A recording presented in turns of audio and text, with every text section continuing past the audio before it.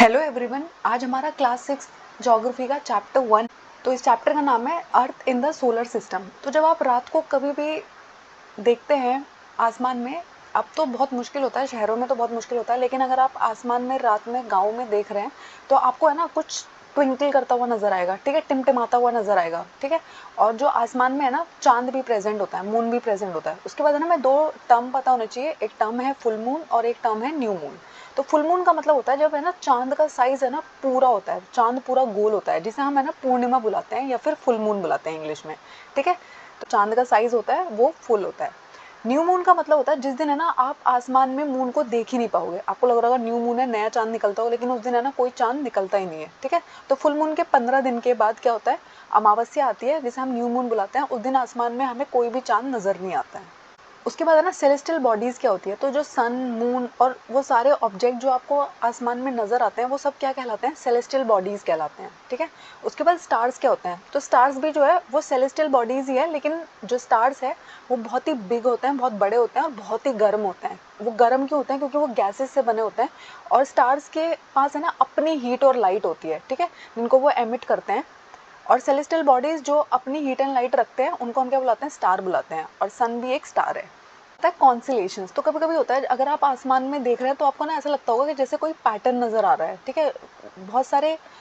वो हमें ऐसा प्रोजेक्शन देते हैं, हमें ऐसा लगता है कोई शेप नजर आती है, जैसे कि आप है ना उर्सा मेजर देखोगे, आपको ऐसा लगेगा आसमान में देख के जैसे है ना एक बड़ा सा भालू है जिसको हम क्या बुलाते हैं, बिग बियर बुलाते हैं। और कभी कभी आपको ना सप्त ऋषि दिखेंगे, यानी कि है ना सप्त का मतलब होता है 7 और ऋषि का मतलब होता है, ऋषि को हम इंग्लिश में कहते हैं सेजेस, ठीक है। तो आपको 7 ऋषि नजर आएंगे, आपको ऐसा लगेगा कि 7 स्टार्स है आपस में, जिसको हमने क्या नाम रखा हुआ है, जिसका सप्तऋषि नाम रखा हुआ है। उसके बाद अगर देखोगे आसमान में तो क्या होता है, आपको हमेशा है ना एक तारा जरूर नजर आएगा, ठीक है, जो है ना नॉर्थ डायरेक्शन में निकला होता है, जिसको हम क्या बुलाते हैं, पोल स्टार बुलाते हैं। और इसको नॉर्थ, ये है ना हमेशा नॉर्थ डायरेक्शन को शो कर रहा होता है। तो पहले के लोग क्या करते थे, जब वो आसमान में है ना देखते थे और वो पोल स्टार को देखते थे तो उन्हें पता चल जाता था कि नॉर्थ डायरेक्शन क्या है। यानी कि अगर आप जंगल में गए हैं और आप रास्ता भूल गए, आप आसमान में देखोगे पोल स्टार देख के आपको पता चलेगा कि ये जो डायरेक्शन है जहाँ पे वो निकला हुआ है वो कौन सी डायरेक्शन में निकला होगा, नॉर्थ डायरेक्शन में। आता है प्लैनेट्स, ठीक है। तो कुछ सेलेस्टियल बॉडीज ऐसी होती हैं जिनकी अपनी हीट और लाइट नहीं होती हैं, वो ना स्टार्स की लाइट के द्वारा जलते हैं, ठीक है। यानी कि उनकी जो रोशनी होती है वो उनको किससे मिल रही है, स्टार से मिल रही है, ठीक है। उनको हम क्या बुलाते हैं, प्लैनेट्स बुलाते हैं। और प्लैनेट जो वर्ड है वो ग्रीक वर्ड प्लेंटाई से आया है, जिसका मतलब होता है वॉन्डरर्स। वॉन्डरर्स का मतलब होता है घूमने वाले लोग, ठीक है, एक जगह से दूसरी जगह घूमने वाले लोग। उसके बाद आता है सोलर सिस्टम। तो अगर आप अपने सोलर सिस्टम के बारे में जानते हो, हमारे सोलर सिस्टम में सन है, उसका हेड है, और उसके बाद है ना हमारे 8 प्लैनेट्स है। उसके अलावा कुछ सैटेलाइट और अदर सेलेस्टियल बॉडीज भी होते हैं जिनको हम एस्टेरॉइड्स एंड मेटेरॉइड्स बुला रहे होते हैं, ठीक है। और इस पूरी फैमिली को हम क्या बुलाते हैं, सोलर फैमिली बुलाते हैं, जिसका हेड कौन है, सन है। जो सन है वो सोलर सिस्टम का सेंटर है और ये है ना बहुत ही एक्सट्रीमली हॉट गैसेस से बना हुआ है। और इसकी जो फोर्स है वो है ना सारे के सारे प्लैनेट्स को बाइंड करती है। आपको पता है ना हमारे जो सारे प्लैनेट्स हैं वो सूर्य का चक्कर लगा रहे होते हैं, तो वो कैसे लगा रहे हैं, वो नीचे क्यों नहीं गिर रहे हैं, क्यों, क्योंकि उनका जो सन का ग्रेविटेशन फोर्स है वो उनको बाइंड करके रखता है, ठीक है। सन जो है वो ultimate source of heat and light है। आपको पता है ना अर्थ पे जो लाइट आ रही होती है, जो रोशनी आती है, वो सूरज के निकलने से ही आती है ना। जो हीट हम तक पहुंच रही है, गर्मी जो हमें लग रही होती है, वो भी सन की वजह से ही आ रही है। और सन कितनी दूर है अर्थ से, तो 150 मिलियन किलोमीटर अवे, ये आपको पता होना चाहिए, ठीक है। 1 मार्क में आपसे क्वेश्चन पूछा जाता है कि सन का डिस्टेंस क्या है अर्थ से, तो 150 मिलियन किलोमीटर अवे। उसके बाद हमारे 8 प्लैनेट्स हैं, ठीक है। आपको अपने प्लैनेट्स का नाम हिंदी में और इंग्लिश में दोनों में पता होना चाहिए। तो जो हमारा सबसे पहला प्लैनेट है जो सन के बाद आता है वो है मरकरी, जिसको हम बुलाते हैं हिंदी में बुध। उसके बाद आता है वीनस, जिसको हम हिंदी में शुक्र कहते हैं। उसके बाद आता है हमारा प्लैनेट, थर्ड प्लैनेट कौन सा है, अर्थ, जिसको हिंदी में पृथ्वी कहते हैं। अर्थ के बाद आता है मार्स, जिसे हम मंगल कहते हैं। मार्स के बाद आता है जुपिटर, जिसे हम बृहस्पति बुलाते हैं। बृहस्पति के बाद आता है सैटर्न, जिन्हें हम शनि बुलाते हैं। उसके बाद आता है यूरेनस, जिसको हम हिंदी में अरुण कहते हैं। और उसके बाद आता है हमारा लास्ट प्लैनेट नेपच्यून, वरुण, ठीक है। ये हमारे प्लैनेट्स और इनके हिंदी और इंग्लिश दोनों नाम आपको पता होना चाहिए। हमारे टोटल कितने प्लैनेट्स हैं, 8 प्लैनेट्स हैं, आप देखिए, ठीक है। तो सन के पास कौन कौन आता है, सबसे पहले मरकरी, जिसे हम बुध बुला रहे हैं, Venus, Earth, Mars, Jupiter, Saturn, Uranus, Neptune, ठीक है। और आपको यहाँ पे 2 फिगर्स और दिख रही होगी, आपको मून नजर आ रहा होगा, ठीक है, तो अर्थ के चक्कर लगाता है। और उसके बाद है ना एक प्लैनेट और है प्लूटो। तो आपको पता है पहले ना प्लूटो को भी कंसिडर किया जाता है ऐसे प्लैनेट, लेकिन अब है ना प्लूटो हमारे प्लैनेट में कंसिडर नहीं होता है, क्योंकि जो प्लूटो का साइज है वो दूसरे प्लैनेट्स के कंपैरिजन में बहुत कम है, इसलिए उसे है ना एक्सो प्लैनेट या फिर ड्वार्फ प्लैनेट बुलाया गया है। ठीक है, अब वो नॉर्मल प्लैनेट जितना बड़ा नहीं है। अब है ना हमें कुछ कुछ एक्स्ट्रा पॉइंट्स जो पता होने चाहिए।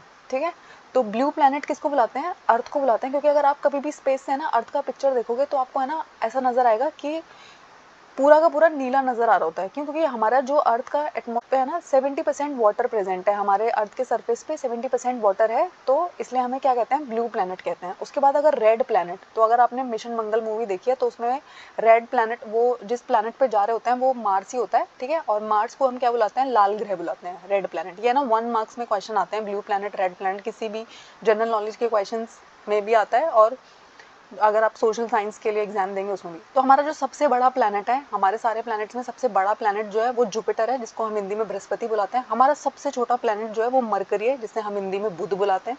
हमारा सबसे गर्म प्लैनेट वीनस है। तो आपको लगना चाहिए कि जो मरकरी है वो सूरज के सबसे पास है, लेकिन फिर भी मरकरी सबसे हॉटेस्ट नहीं है, वीनस सबसे हॉटेस्ट है। तो वीनस के हॉटेस्ट होने का रीजन ये है, जो वीनस है वो एक्सट्रीमली सारा का सारा गैसेस से बना हुआ है। ठीक है, तो गैसेस जो होती हैं वो बहुत ज़्यादा हॉट कर देती हैं इस प्लैनेट को, और इसलिए ये सबसे हॉटेस्ट प्लैनेट है। उसके बाद जो नेचुरल सैटेलाइट है अर्थ की, वो कौन है? मून। ठीक है, और जो मार्स है उसकी भी 2 सैटेलाइट्स है, उनके नाम क्या है? Phobos and Deimos. ठीक है, तो आपको पता होना चाहिए कि मार्स की 2 ही सैटेलाइट है और उनके नाम क्या है? Phobos and Deimos.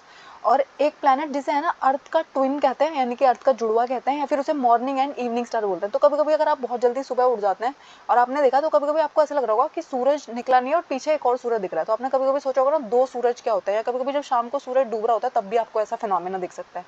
तो ये फिनोमेना कुछ नहीं होता है, ये हमें ना वीनस प्लैनेट दिखाई दे रहा होता है, इसलिए उसे मॉर्निंग एंड इवनिंग स्टार भी कहते हैं। हमारे जो सारे प्लैनेट्स हैं, आपको पता है ना, वो सूरज का चक्कर लगाते हैं फिक्स्ड पाथ में, जिनको हम क्या बुलाते हैं? ऑर्बिट्स बुलाते हैं। ठीक है, अर्थ के सबसे मतलब सन के सबसे पास जो है वो मरकरी प्लैनेट है, और वो सिर्फ है ना 88 डेज लेता है अपनी ऑर्बिट पे घूमने पे, यानी कि सूरज का एक चक्कर लगाने में उसे सिर्फ 88 डेज लगते हैं। वीनस को अर्थ का ट्विन कहते हैं, क्योंकि जो उसका शेप एंड साइज है ना वो पूरा का पूरा अर्थ से मिलता है। हम किसी का जुड़वा किसी को कब मिलता है? जब उनके बीच में ना कोई फीचर्स मैच करते हैं। उसके बाद इंटरनेशनल एस्ट्रोनॉमिकल यूनियन जो है वो प्लूटो को अब क्या मानती है? एक ड्वार्फ प्लैनेट मानती है। ठीक है, उनका मानना है कि वो इतना बड़ा नहीं है कि उसे हम प्लैनेट की कैटेगरी में रखें, तो उसे ना एक छोटे प्लैनेट की कैटेगरी में रखा गया है। तो जो अर्थ है वो 3rd नियरेस्ट प्लैनेट है सन से। अगर आप देखेंगे अर्थ की जो शेप है ना वो ना तो पूरी गोल है, ठीक है, तो वो है ना एक अर्थ की शेप का एक नाम है जिसको हम क्या बुलाते हैं? जियोइड। तो आपसे अगर कभी भी पूछे कि अर्थ की शेप क्या है, तो आपको पता होना चाहिए जियोइड। ठीक है, और अर्थ को अगर आप स्पेस से कभी भी देखोगे तो हमेशा ब्लू नजर आती है। क्यों? क्योंकि उसका जो 1/3 पार्ट है वो किससे कवर्ड है? पानी से कवर्ड है। ठीक है, इसलिए उसे ब्लू प्लैनेट भी कहते हैं। अर्थ जो है उसके पास है ना लाइफ सपोर्टिंग ऑक्सीजन प्रेजेंट है। आपको पता है ना बहुत सारे प्लैनेट्स पे हम लाइफ ढूंढते रहते हैं, लेकिन वहाँ पे लाइफ मिलती नहीं है। क्यों? क्योंकि वहाँ पे ऑक्सीजन गैस प्रेजेंट नहीं है, और ऑक्सीजन गैस एनिमल्स के सर्वाइवल के लिए, प्लांट्स के सर्वाइवल के लिए बहुत इंपॉर्टेंट होती है। ठीक है, उसके बाद है ना अर्थ के पास है ना अपना एटमॉस्फेयर भी है। ठीक है, बाकी प्लैनेट्स के पास एटमॉस्फेयर भी नहीं है। एटमॉस्फेयर का फायदा क्या होता है? एटमॉस्फेयर है ना एक ब्लैंकेट की तरह काम करता है। वो आपकी अर्थ को ना तो बहुत ज़्यादा एक्सट्रीमली गर्म होने देगा वीनस की तरफ, ना है ना नेपच्यून जैसे प्लैनेट्स की तरह बहुत ठंडा होने देगा आपको। ठीक है, तो यहाँ पे ना हमारा टेम्परेचर जो है वो लाइफ सर्वाइवल के लिए सबसे बेस्ट है। ना बहुत ज़्यादा गर्मी पड़ती है, एक्सट्रीम गर्मी नहीं पड़ती है, एक्सट्रीम ठंड नहीं पड़ती है। ठीक है, और अर्थ के पास सबसे इंपॉर्टेंट क्या है? पानी है। उसके बाद आपको जो एक्स्ट्रा पॉइंट यहाँ पे याद रखना है, जो लाइट है वो 3 लाख किलोमीटर पर सेकंड की स्पीड से ट्रैवल करती है। ठीक है, और सूरज की रोशनी को अर्थ तक पहुंचने में कितना टाइम लगता है? 8 मिनट लगते हैं। ठीक है, तो कभी कभी है ना 8.12 सेकेंड्स लिखा होगा, किसी बुक में कुछ लिखा होगा, तो अप्रॉक्सीमेटली आपको याद रखना है कि 8 मिनट लगते हैं अर्थ पे सूरज की रोशनी को पहुंचने में। उसके बाद है ना मून के बारे में पढ़ते हैं। तो आपको पता है अर्थ की एक नेचुरल सैटेलाइट है मून।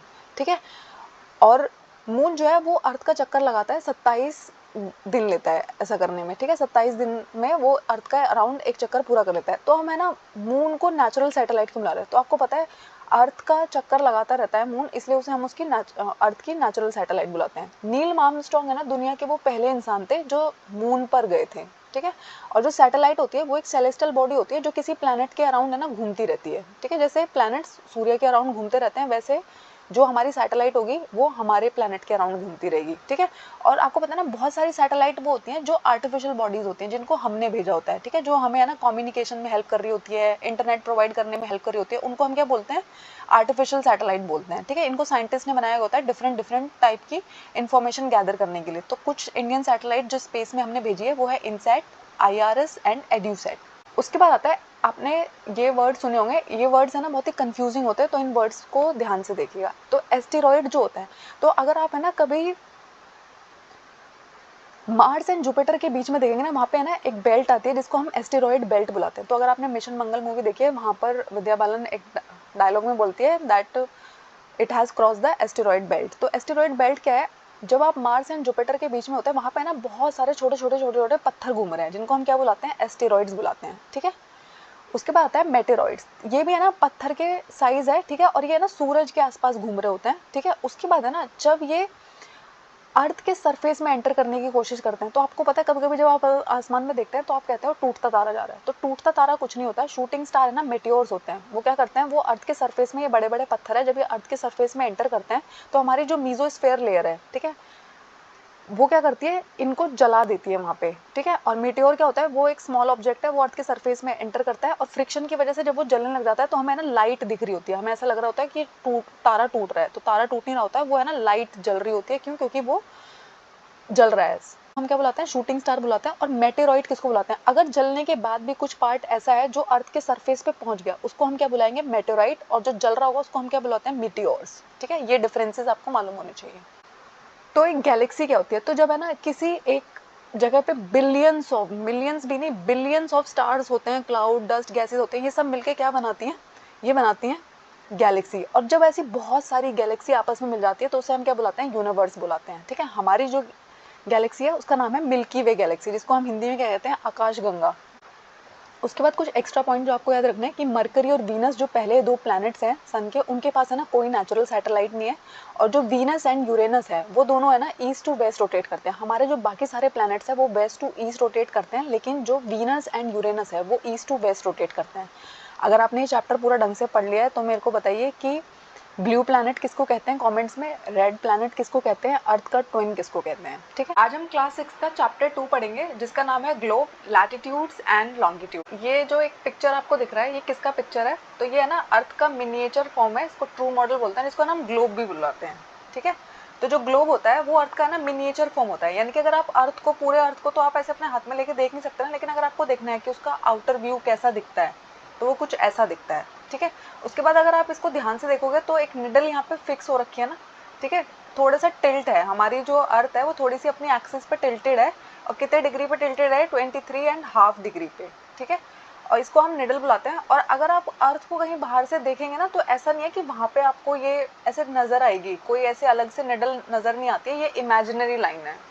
उसके बाद है जो निडल जो पास कर रही होती है ग्लोब से, वो है ना दो पोल्स में डिवाइड करती है, North Pole and South Pole, ठीक है। तो अगर आप इसको देखोगे तो जो इसका ऊपर वाला पोल है, ठीक है, वहाँ पे नॉर्थ पोल है और नीचे वाले पोल पे क्या है, साउथ पोल है, जहाँ से ये एक्सिस गुजर रही है, ठीक है। और जो हमारी अर्थ है वो वेस्ट टू ईस्ट रोटेट करती है। और मैंने आपको पहले भी बताया कि हमारे दो प्लैनेट्स ऐसे हैं जो ईस्ट टू वेस्ट रोटेट करते हैं, ठीक है। तो वो है वीनस एंड यूरेनस, जो हमारा पहला चैप्टर था प्लैनेट्स के बारे में, ठीक है।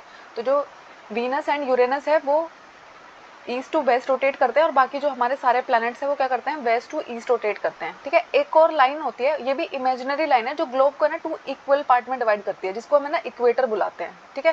तो जैसे आप एक अंडे को बीच में से कट करोगे ना नाइफ से, अगर आप इसको बीच में से कट कर दोगे, ठीक है, तो दो इक्वल पार्ट्स में डिवाइड हो जाएगा। तो वो जो लाइन जो हम कट कर रहे हैं, ठीक है, उसको हम क्या बुलाते हैं, इक्वेटर बुलाते हैं, ठीक है। तो जो हमारा एक पार्ट है उसको हम नॉर्दर्न हेमिस्फीयर बुलाते हैं, और जो नीचे वाला पार्ट है उसको हम सदर्न हेमिस्फीयर बुलाते हैं। हमें पूछना है कि जो इक्वेटर है वो एक रियल लाइन है कि इमेजिनरी लाइन है, तो वो भी इमेजिनरी लाइन है। तो अब आप है ना इस पिक्चर को ध्यान से देखो, तो जैसे हमने इसको बीच में से डिवाइड किया, तो देखो ऊपर वाला जो पार्ट है वो नॉर्दर्न हेमिस्फीयर है, नीचे वाला पार्ट जो है वो सदर्न हेमिस्फीयर है। और ये जो इक्वेटर वाली लाइन यहाँ पे आपको दिख रही है ना, यहाँ पे दूसरे वाले डायग्राम में उन्होंने इक्वेटर वाली लाइन जो दिखा रखी है, ये इमेजिनरी लाइन है। अगर आप बाहर से अर्थ के मॉडल को देखोगे तो आपको है ना ऐसी कोई लाइन नजर नहीं आ रही होगी, तो ये इमेजिनरी लाइन्स है जो हमने अपनी कन्वीनियंस के लिए बनाई। उसके बाद है ना हमारे अर्थ को जब आप देखोगे तो बहुत सारे है ना आपको पैरेलल सर्कल्स दिखाई देंगे इक्वेटर से, जो ऊपर जा रहे हैं और नीचे भी जा रहे हैं, ठीक है। उनको हम क्या बोलते हैं, पैरेलल्स ऑफ लैटिट्यूड बोलते हैं, ठीक है। और जो लैटिट्यूड है उसको हम मेजर किस में करते हैं, डिग्री में मेजर करते हैं। जब भी आपको किसी पोजीशन, किसी जगह की पोजीशन बतानी होती है ना, तो आपको ये बताना होता है कि वो कितने डिग्री पर प्रेजेंट है। और जो हमारा इक्वेटर है वो 0 डिग्री पे प्रेजेंट है। तो अगर आप उससे ऊपर जा रहे होंगे तो आप 90 डिग्री नॉर्थ पे जा रहे होंगे, ठीक है। और अगर आप नीचे जा रहे होंगे तो आप 90 डिग्री साउथ पे जा रहे होंगे, ठीक है। अब इस डायग्राम को ना ध्यान से देखो, ये हमारा इक्वेटर है जिसको हमने किससे रिप्रेजेंट किया है, 0 डिग्री से रिप्रेजेंट किया है, ठीक है। इससे 23.5 डिग्री नॉर्थ जाने पे ट्रॉपिक ऑफ कैंसर है, ठीक है। 66.5 डिग्री नॉर्थ जाने पे आर्कटिक सर्कल है, ठीक है। ऐसे ही अगर आप नीचे आ रहे हो तो 23.5 साउथ पे जाने पे ट्रॉपिक ऑफ कैप्रिकॉर्न है जिसको मकर रेखा बोलते हैं, और ट्रॉपिक ऑफ कैंसर को कर्क रेखा बोलते हैं, ठीक है। और उससे 66.5 डिग्री पे अगर आप आओगे तो उसको अंटार्कटिक सर्कल बोलते हैं। अब उसके अलावा जैसे मैंने आपको बताया कि 0 डिग्री तो हमारा इक्वेटर होता है, 90 डिग्री ऊपर नॉर्थ पोल है, 90 डिग्री नीचे साउथ पोल है, ठीक है। उसके अलावा हमारे 4 पैरेलल लैटिट्यूड्स है जिनको हम क्या क्या बुलाते हैं, ट्रॉपिक ऑफ कैंसर जिसको हम कर्क रेखा बोलते हैं। तो कर्क रेखा से है ना वो कभी कभी आपको पूछते हैं वो कितने डिग्री पे है, तो है ना आपको क्या लिख के देंगे 23.5 डिग्री नॉर्थ, 23.5 डिग्री साउथ। तो आपको पता होना चाहिए कि नॉर्थ में आपका ट्रॉपिक ऑफ कैंसर जो है आपका वो नॉर्थ में पड़ता है। ट्रॉपिक ऑफ कैप्रिकॉर्न जिसको हम मकर रेखा बोलते हैं वो आपका साउथ में पड़ता है 23.5 डिग्री। ये भी आपको दोनों याद रखना है कि नॉर्थ में जो है उसे हम कर्क रेखा बोलेंगे, साउथ में जो है उसे हम मकर रेखा बोलेंगे, ठीक है। उसके बाद जो आपका आर्कटिक सर्कल है वो 66.5 डिग्री नॉर्थ पे है, और अंटार्कटिक सर्कल जो है वो 66.5 डिग्री साउथ पे है, ठीक है। तो आपको ये चारों पोजीशन पता होनी चाहिए। 0 डिग्री पे कौन है, इक्वेटर है, ठीक है। और 23.5 डिग्री पे कौन है, ये सारे के सारे चारों जो है आपको पता होना चाहिए। यहाँ से क्वेश्चन पूछते हैं, specially Tropic of Cancer and Tropic of Capricorn बहुत बार पूछे जाते हैं। उसके बाद है ना कुछ और जोन्स भी, अगर आपने इस पिक्चर को ध्यान से देखा तो यहाँ पे है ना इन्होंने 3 जोन्स लिख रखे हैं। एक कोई टॉरिड जोन है, ठीक है, एक हमारा टेम्परेट जोन है और एक फ्रिजिड जोन है। तो ये जो 3 है ना ये हीट जोन्स है। अर्थ को है ना 3 हीट जोन्स में डिवाइड किया गया है। तो एक टॉरिड जोन है, एक टेम्परेट जोन है और एक फ्रिजिड जोन है। अब ये क्या होते हैं, तो टॉरिड जोन जो है वो है ना इक्वेटर के बहुत ही पास है। वहाँ पे है ना सन की सीधी रेस पड़ रही होती है। इक्वेटर वाला जो एरिया है उस पर ना सन की डायरेक्ट सनलाइट आ रही है। जैसे कि मैंने एक टॉर्च ली और डायरेक्टली आपकी आंखों में डाली तो बहुत ज़्यादा लाइट आपकी आंखों में आएगी ना, ठीक है। तो ये वाला जो एरिया होता है इक्वेटर के पास का जो एरिया होता है ये हॉट एंड ह्यूमिड होता है, बहुत गर्मी पड़ रही होती है यहाँ पे, ठीक है, और बहुत बारिश भी हो रही होती है। और यहाँ पे है ना इस एरिया में मैक्सिमम हीट रिसीव होती है। तो उस जोन को हम क्या बुलाते हैं, उसे हम टॉरिड जोन बुलाते हैं। उसके बाद है ना उसके नीचे वाला थोड़ा सा एरिया आता है टेम्परेट जोन। सोचो जो मैंने लाइट आपके उसमें सीधी डाली थी ना, अब उसको मैंने टॉर्च को थोड़ा सा स्लैंट कर दिया है और उसके बाद आपकी आईज में आ रही है। तो टेम्परेट जोन जो होता है वो बहुत ज़्यादा गर्मी नहीं पड़ती है, क्योंकि यहाँ पे जो जोन्स में सन की लाइट पड़ रही है वो थोड़ी सी तिरछी होकर पड़ेगी। स्लैंटेड का मतलब होता है थोड़ी तिरछी होकर पड़ेगी, तो यहाँ पे है ना थोड़ा मॉडरेट हीट रहेगी। जैसे मैक्सिमम हीट टॉरिड जोन में है, यहाँ पे कितनी हीट होगी, मॉडरेट हीट होगी। उसके बाद आता है हमारे फ्रिजिड जोन। तो F फॉर फ्रिज और F फॉर फ्रीज, ठीक है, फ्रीज। यहाँ पे ना बहुत ही ठंडे होते हैं, ये बहुत ज़्यादा ठंडे होते हैं। क्यों, क्योंकि यहाँ पे ना सूरज की रोशनी बहुत ही ज़्यादा तिरछी पड़ती है, बहुत ही कम रोशनी यहाँ पे पहुँच पाती है। और यहाँ पे ना स्नो से हमेशा कवर्ड रहता है ये वाला जोन, ठीक है। तो जो आपका North Pole and South Pole है ना वहाँ पे आपको पता है ना बहुत ज़्यादा बर्फ रहती है, दोनों पोल में आपकी बहुत ज़्यादा बर्फ है, ठीक है। तो उस जोन को हम फ्रिजिड जोन कहते हैं। तो टॉरिड जोन में मैक्सिमम हीट प्रेजेंट होती है क्योंकि डायरेक्ट सन की लाइट आ रही होती है। फिर जो हमारा टेम्परेट जोन है वहाँ पे थोड़ी स्लैंटेड होकर आ रही होती है, तो वहाँ पे मॉडरेट हीट जोन है। और फ्रिजिड जोन में बहुत ज़्यादा ठंड पड़ती है क्योंकि वहाँ पे सन की बहुत कम लाइट आ रही होती है, ठीक है। ये भी बहुत इंपॉर्टेंट है।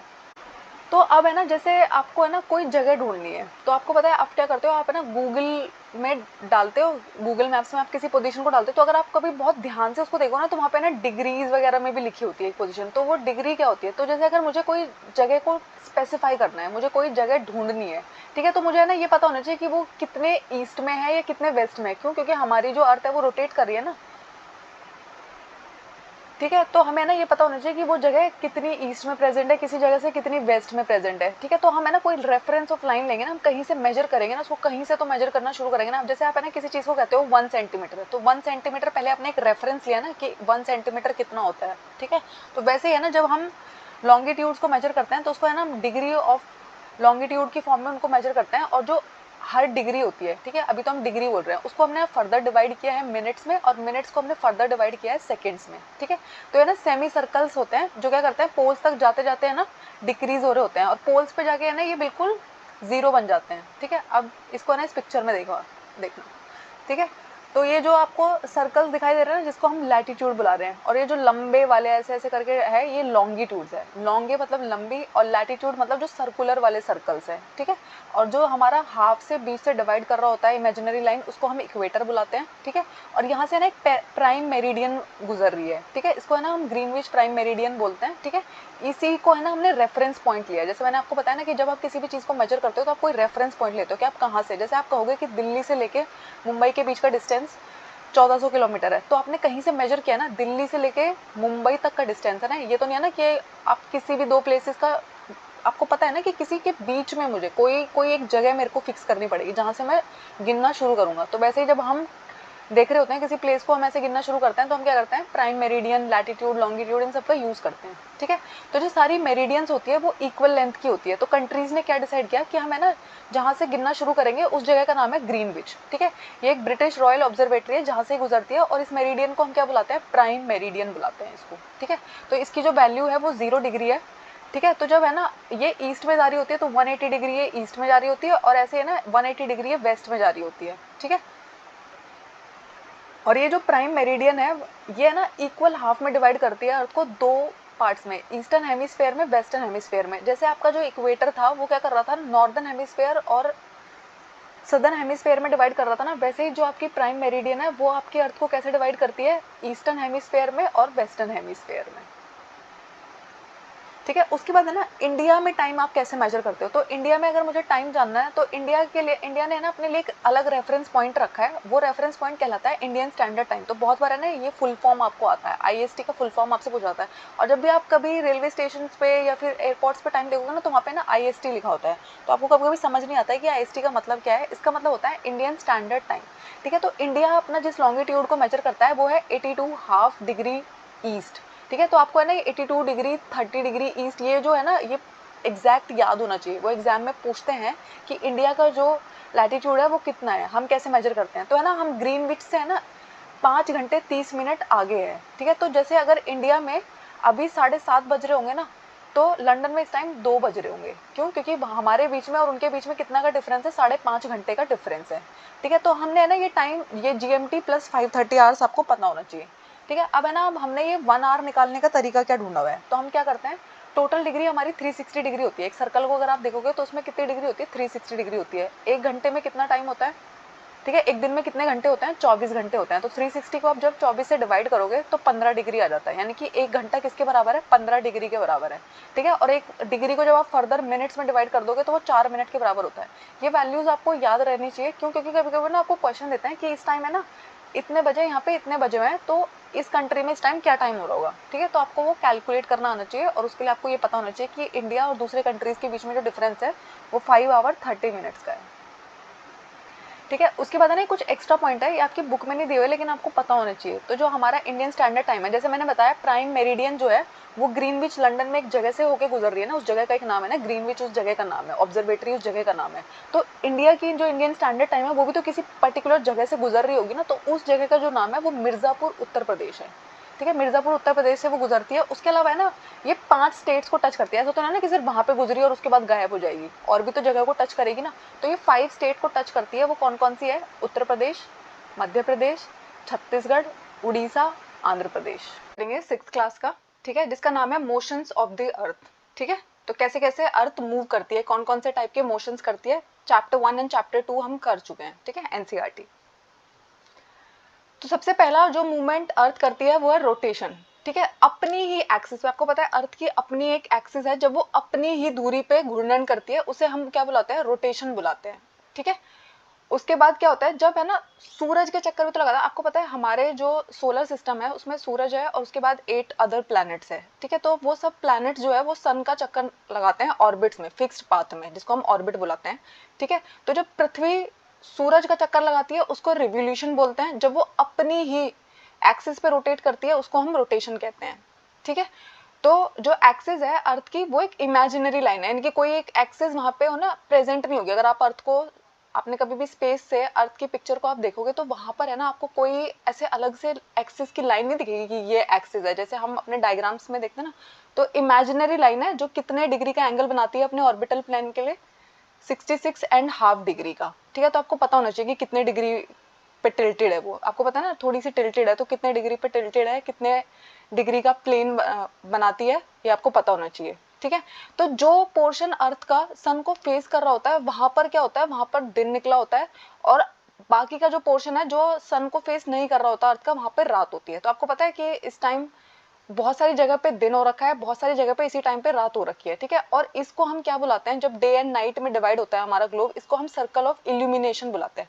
और अगर आप ये इल्यूमिनेशन वर्ड देख रहे हो तो ये है ना चमक के लिए होता है ना, रोशनी के लिए होता है। इल्यूमिनेटिंग ऑब्जेक्ट्स हम उनको बोलते हैं ना, जो जो किसी टाइप की रोशनी प्रदान करते हैं। ठीक, अब है ना इस डायग्राम को ध्यान से देखिए। तो ये देखो सूरज का आधे वाला पार्ट जिसमें अभी रोशनी है और आधे वाला पार्ट जिसमें अभी अंधेरा है। ठीक है, तो जो डे एंड नाइट अर्थ पे पॉसिबल है ना, वो अर्थ के रोटेशन की वजह से पॉसिबल है। यानी कि वो जो अपनी एक्सिस पे मूव कर रही होती है ना, तो अगर अर्थ मूव करना बंद कर दे अपनी एक्सिस पे, तो दिन एंड रात कुछ नहीं होगा, वहीं के वहीं रह जाएंगे। जहाँ पे दिन हो रखा है वहाँ पे दिन रहेगा, जहाँ पे रात हो रखी है वहाँ पे रात रहेगी। अब है ना ये जो मैंने बताया आपको कि प्लेन पे अपने एक्सिस पे वो बनाती है, तो देखो ये 23.5 डिग्री का जो उसने बनाया हुआ है, ठीक है, एंगल बनाया हुआ है, और अपनी ऑर्बिट के साथ कितने का बनाती है, 66.5 डिग्री का। ठीक है, और ये सब है ना इमेजिनरी लाइन है। जब आप अर्थ को देखोगे तो आपको ऐसी कोई लाइन नजर नहीं आ रही होगी। ठीक है, ये हम अपनी कन्वीनियंस के लिए ड्रॉ करके दिखाते हैं, समझाने के लिए दिखाते हैं। उसके बाद क्या होता है, अर्थ जो अपनी एक्सिस पे घूमती है, ठीक है, जो वो अपना रोटेशन करती है, तो उसको कितना टाइम लगता है, तो उसको ना 24 घंटे लगते हैं। इसलिए आपको पता है कि हमारा जो एक दिन होता है, ठीक है, तो दिन और रात मिलाकर कितने होते हैं, 24 घंटे। तो आपके दिमाग में कभी आया होगा ना कि 24 ही घंटे क्यों है, 25 क्यों नहीं है, 26 क्यों नहीं है, 20 क्यों नहीं है, क्यों, क्योंकि उसको है ना इतना ही टाइम लगता है अपनी एक्सिस पे घूमने के लिए। तो 24 आवर्स में वो घूमती है, तो इसे हम क्या बोलते हैं, अर्थ डे बोलते हैं। तो जैसे मैंने अभी आपको बोला था कि अगर अर्थ रोटेट ना करे तो क्या होगा, अर्थ ने अगर मूव करना ही छोड़ दिया तो क्या होगा, तो जो पोर्शन अर्थ का सन को फेस कर रहा है वहां पे हमेशा के लिए दिन रहेगा। ठीक है, और जो बाकी का पोर्शन है जहाँ पे सन फेस नहीं कर रहा है वहां पे हमेशा के लिए ठंड पड़ती रहेगी। ठीक है, लाइफ पॉसिबल नहीं हो पाएगी ना इतनी एक्सट्रीम कंडीशन में। अगर पूरे टाइम सूरज निकला रहे तो आप सरवाइव नहीं कर पाते हो। ठीक है, आपने देखा है कि बहुत ज्यादा देर, क्योंकि इतनी गर्मी भी हम बर्दाश्त नहीं कर सकते, इतनी ठंड भी हम बर्दाश्त नहीं कर सकते। उसके बाद होता है जो सन के अराउंड मूव करती है तो उसको हम रेवोल्यूशन बुलाते हैं। और जैसे अपनी एक्सिस पे घूमने में जैसे 24 घंटे लगते हैं, वैसे जो सूरज का चक्कर लगाने में उसको कितने दिन लगते हैं, 365 दिन लगते हैं। ठीक है, इसलिए आपको पता है हमारा जो एक साल होता है वो कितने टाइम का होता है, 365 डेज का होता है। तो अगर एग्जैक्टली मैं बात करूँ तो 365 डेज एंड 6 आवर्स का होता है। ये 6 घंटे ना हम डेली इग्नोर कर देते हैं, मतलब ईयर में 6 घंटे जो होता है वो एक्स्ट्रा होते हैं, उनको हम इग्नोर कर देते हैं। और 4 साल के बाद है ना उनको काउंट करके हम 366 डेज मना लेते हैं। आपको पता है जो लीप ईयर होता है उसमें फरवरी 29 डेज की होती है। तो वो क्यों होती है, ये जो 6 घंटे 4 साल तक बचते रहे, जब आप इनको ऐड करोगे तो 6 multiply by 4 is equal to 24, तो 24 घंटे हो गए और एक दिन में 24 घंटे होते हैं। ठीक है, तो फरवरी में एक एक्स्ट्रा डे ऐसे ऐड होता है। ठीक है, कोई भी बात इलॉजिकल नहीं होती है। उसके बाद जो अर्थ है वो सूरज का चक्कर कैसी पाथ में लगाती है, मैंने बताया ना कि एक पाथ होती है, तो वो है ना इलेप्टिकल पाथ है। ठीक है, एकदम वो सर्कुलर पाथ नहीं है, वो थोड़ी सी चपटी पाथ है, उसको इलेप्टिकल बोलते हैं। उसके बाद जो हमारे साल है वो 4 सीजन्स में डिवाइडेड है। जैसे हमारा एक जो 24 घंटे है वो दिन और रात में डिवाइडेड है, वैसे हमारी अर्थ पे जो सीजन्स है वो 4 सीजन्स में डिवाइडेड है। तो समर गर्मियाँ, ठीक है, विंटर सर्दियाँ, ठीक है, स्प्रिंग एंड ऑटमन। ठीक, तो समर सोलिस्टिक क्या होता है, तो अगर आपको पता होगा कुछ कुछ हमारे कैलेंडर में स्पेशल डेज होता है ना, तो अगर आप 21 जून को देखेंगे तो 21 जून को जो नॉर्दर्न हेमिस्फेयर है वो थोड़ा सा ना सूरज की तरफ टिल्टेड रहता है। तो ट्रॉपिक ऑफ कैंसर पे यानी कि कर्क रेखा पर सूरज की रोशनी सीधी पड़ती है। ठीक है, तो इस एरिया में ना ज्यादा गर्मी पड़ती है, और जो बाकी के पोल्स वाले एरिया है वहां पे है ना कम गर्मी पड़ती है, क्योंकि वहां पे जो सन की रेज जा रही होगी वो थोड़ी स्लांटिंग होके जाएगी। ठीक है, और सबसे लंबा दिन और सबसे छोटी रात कौन से दिन हो रही होती है, 21 जून को हो रही होती है। तो यहाँ से ना ये थोड़े इंपॉर्टेंट है कि इसे समर सोलिस्टिक किसको बुलाते हैं, तो 21 जून को बुलाते हैं। उस दिन दिन छोटा हो रहा होता है, रात बड़ी हो रही होती है, उसको है ना वो ऐसे मैनिपुलेट करके लिख देंगे। वो यहाँ पे लिखेंगे कि लॉन्गेस्ट नाइट, ठीक है, शॉर्टेस्ट डे। ठीक है, तो आपको पता होना चाहिए कि 21 जून को है ना दिन लंबा होता है, रात छोटी होती है। ठीक है, और सदर्न ये सब है ना नॉर्दर्न हेमिस्फेयर में हो रहा है। सदर्न हेमिस्फेयर में क्या होगा, इसका उल्टा हो रहा होगा वहां पे। ठीक है, वहां पे ना रात बड़ी हो रही होगी, दिन छोटे हो रहे होंगे, और इस पोजीशन को अर्थ जब इस पोजीशन में है, ठीक है, तो इसको हम क्या बुलाते हैं, समर सोलिस्टिक बुलाते हैं। ठीक है, अब है ना इस डायग्राम को ध्यान से देखो, यहाँ पे ना 4 कंडीशंस है। एक है इक्विनॉक्स। इक्विनॉक्स का मतलब होता है जब इक्वल डे एंड नाइट हो रहे होंगे, ये 21 मार्च को हो रहा होता है, 23 सितंबर को हो रहा होता है। ठीक है, उसके बाद आता है समर सोलिस्टिक जो हमने अभी पढ़ा, जो 21 जून को होता है, और विंटर सोलिस्टिक जो 22 दिसंबर को होता है, अभी इनको हम पढ़ेंगे। ठीक है, अब आता है विंटर सोलिस्टिक, ये है ना 22 दिसंबर को हो रहा है। अब है ना ट्रॉपिक ऑफ कैंसर पे हो रहा था, अभी है ना ट्रॉपिक ऑफ कैप्रिकॉर्न पे यानी कि मकर रेखा पे हो रहा है। यहाँ पे ना सूरज की रोशनी जो है अब वो सीधी पड़ रही है, और क्या होगा यहाँ पे सदर्न हेमिस्फेयर में क्या होगा, दिन लंबे होंगे और रातें छोटी होंगी। ठीक है, और नॉर्दर्न हेमिस्फेयर में इसका उल्टा हो रहा होगा। ठीक है, इस वाली पोजीशन को हम बुलाते हैं विंटर सोलिस्टिक्स। ठीक है, तो आपको पता होना चाहिए, डे पता होना चाहिए कि समर सोलिस्टिक जो होता है वो 21 जून को है। ठीक है, फिर जो विंटर सोलिस्टिक है वो 22 दिसंबर को है। ट्रॉपिक ऑफ कैंसर पे होता है समर सोलिस्टिक, और विंटर सोलिस्टिक जो होता है वो ट्रॉपिक ऑफ कैप्रिकॉर्न यानी कि मकर रेखा पर हो रहा होता है, ठीक है। और कौन से हेमिस्फेयर में क्या हो रहा होता है, नॉर्दर्न हेमिस्फेयर में, वहां पे क्या होता है, दिन बड़ा हो रहा होता है, रात छोटी हो रही होती है, ठीक है। और विंटर सोलिस्टिक में क्या हो रहा होता है, ये सब कुछ सदर्न हेमिस्फेयर में हो रहा होता है। उसके बाद आता है इक्विनॉक्स, ठीक है। तो इक्विनॉक्स है ना, बहुत इंपॉर्टेंट है, अभी थोड़े दिन पहले गुजर के गया है, 23 सितंबर वाला, तो ठीक है। तो 2 दिन होते हैं, 21 मार्च और 23 सितंबर। इस दिन क्या होता है, सूरज की रोशनी है ना इक्वेटर पे डायरेक्टली पड़ती है। मेरे को बताओ इक्वेटर कितने डिग्री पर है। इक्वेटर जो है वो हमारा 0 डिग्री पर अवेलेबल है, ठीक है। तो क्या होता है इसमें है ना, कोई भी पोल की तरफ ये कहीं भी टिल्टेड नहीं होती, तो पूरे की पूरी जो अर्थ है वहां पे क्या हो रहा होता है, इक्वल डे और इक्वल नाइट हो रही होती है, ठीक है। यानी कि दिन और रात बराबर होता है इस दिन, तो इसको हम क्या बुलाते हैं, इक्विनॉक्स बुलाते हैं।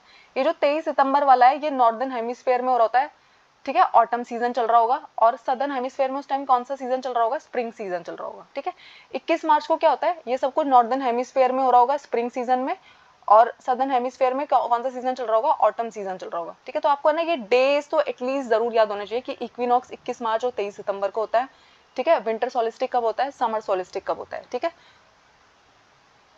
उसके बाद है ना कुछ एक्स्ट्रा पॉइंट जो इस चैप्टर में उन्होंने दिया होता है। तो आपको पता है सब जगह पे जो क्रिसमस सेलिब्रेट होता है मोस्टली वो विंटर का टाइम होता है ना। 25 दिसंबर को इंडिया में कितनी ठंड पड़ रही होती है, सब जगह पे ठंड पड़ रही होती है, लेकिन ऑस्ट्रेलिया एक ऐसी कंट्री है जहाँ पे है ना समर सीजन चल रहा होता है उस टाइम, ठीक है। तो क्रिसमस वहाँ पे समर सीजन में सेलिब्रेट होता है। ज्योग्राफी का क्लास 6 का चैप्टर 4 है जिसका नाम है मैप, जिसको हिंदी में हम मानचित्र बुलाते हैं। तो मैप्स होते क्या है, मानचित्र होते क्या है, ठीक है। तो अगर आप है ना पूरे अर्थ को देखोगे तो पूरा का पूरा सर्कुलर फॉर्म में तो आप ड्रॉ नहीं कर सकते ना। आप किसी को कैसे समझाओगे ऑस्ट्रेलिया कहाँ पे है, अंटार्कटिका कहाँ पे है, ये सारी कंट्रीज कहाँ पे है। तो ये सारा प्रॉब्लम सॉल्व करने के लिए हमने क्या किया, हमने अपनी कन्वीनियंस के लिए फ्लैट सरफेस पे है ना ड्रॉ कर दिया सारी कंट्रीज को, ठीक है। तो इसलिए उनको हमने क्या बुलाया, उनको हम मानचित्र बुलाते हैं, मैप बुलाते हैं। जब है ना हम फ्लैट सरफेस पे जो सारी ज्योग्राफी है हमारी वो ड्रॉ कर देते हैं तो उसको हम क्या बुलाते हैं, मानचित्र बुलाते हैं। अब अगर आप ये देखोगे, ये मैंने एक मैप का फोटो लगाया, ये किसका मैप है, ये पूरे वर्ल्ड का मैप नहीं है, ये सिर्फ इंडिया का मैप है। तो है ना, अगर मुझे जानना है कि इंडिया में कौन सी स्टेट कहाँ पर है, नॉर्थ में कौन सी स्टेट है, साउथ में कौन सी स्टेट पड़ती है, वेस्ट में कौन सी है, ईस्ट में कौन सी है, तो मैं डायरेक्टली ऐसे तो याद रखना बहुत मुश्किल है ना। लेकिन अगर मैं एक मैप अपने सामने रखूँ, हमारे नेबरिंग कंट्रीज को पहचानना भी कितना आसान है। तो देखो आपको पता है हमारी ना 7 नेबरिंग कंट्रीज है जो लैंड बॉर्डर शेयर करती है हमारे साथ, और 2 हमारी ऐसी कंट्रीज है जो हमारे साथ वाटर बॉडीज के थ्रू कनेक्टेड है, ठीक है। तो ये सब कुछ हमें कैसे पता चलता है, मैप को देख के पता चलता है। उसके बाद है ना मैप के डिफरेंट डिफरेंट टाइप्स भी होते हैं ना। तो कैसे कैसे मैप्स है, तो पहली बात है ना हमारे पास होता है फिजिकल मैप। फिजिकल मैप का मतलब होता है जिसमें ना माउंटेन्स, प्लेटू, प्लेन्स, रिवर्स, इन सबको वो करते हैं। तो आप है ना अगर स्कूल में पढ़ रहे हो, ठीक है, तो आपको ना बहुत बार स्कूल में शॉप पे जाके बोला होगा कि मुझे ना इंडिया का फिजिकल मैप दे दो, इंडिया का फिजिकल मैप दे दो। क्यों, क्योंकि उसमें ना हम क्या लेबल कराते हैं, पहाड़ों को, पठारों को, ठीक है, प्लेन एरिया को, कौन सी नदी कहाँ पे बहती बहती है, कौन सा ओशन कहाँ पे प्रेजेंट है, ठीक है, कौन सा सी कहाँ पे प्रेजेंट है, अरेबियन सी कहाँ पे है, बे ऑफ बंगाल कहाँ पे है, ठीक है, दक्षिण का पठार कहाँ पे है, ये सब कुछ चीजें हम कहाँ पे मार्क करेंगे। तो है ना हम अपने फिजिकल मैप में ये सब कुछ मार्क करते हैं, ठीक है।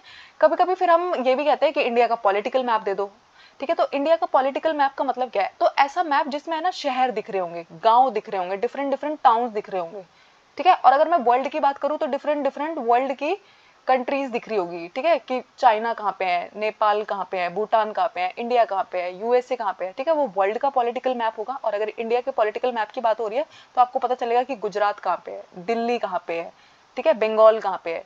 ये सब कुछ आपको कैसे पता चलता है, पॉलिटिकल मैप के थ्रू, ठीक है। तो फिजिकल मैप में हम क्या देखते हैं, पहाड़, पठार, नदी, ठीक है। पॉलिटिकल मैप में हम क्या देखते हैं, हमारी स्टेट्स कहाँ पे। उसके बाद एक अलग टाइप का मैप आता है जिसको हम बोलते हैं थीमेटिक मैप, ठीक है। तो ये ना किसी थीम पे बेस्ड है। आपको पता है कभी कभी आप थीम पार्टी में जाते हो ना तो वहाँ बोलते हैं कि वहाँ की थीम क्या है।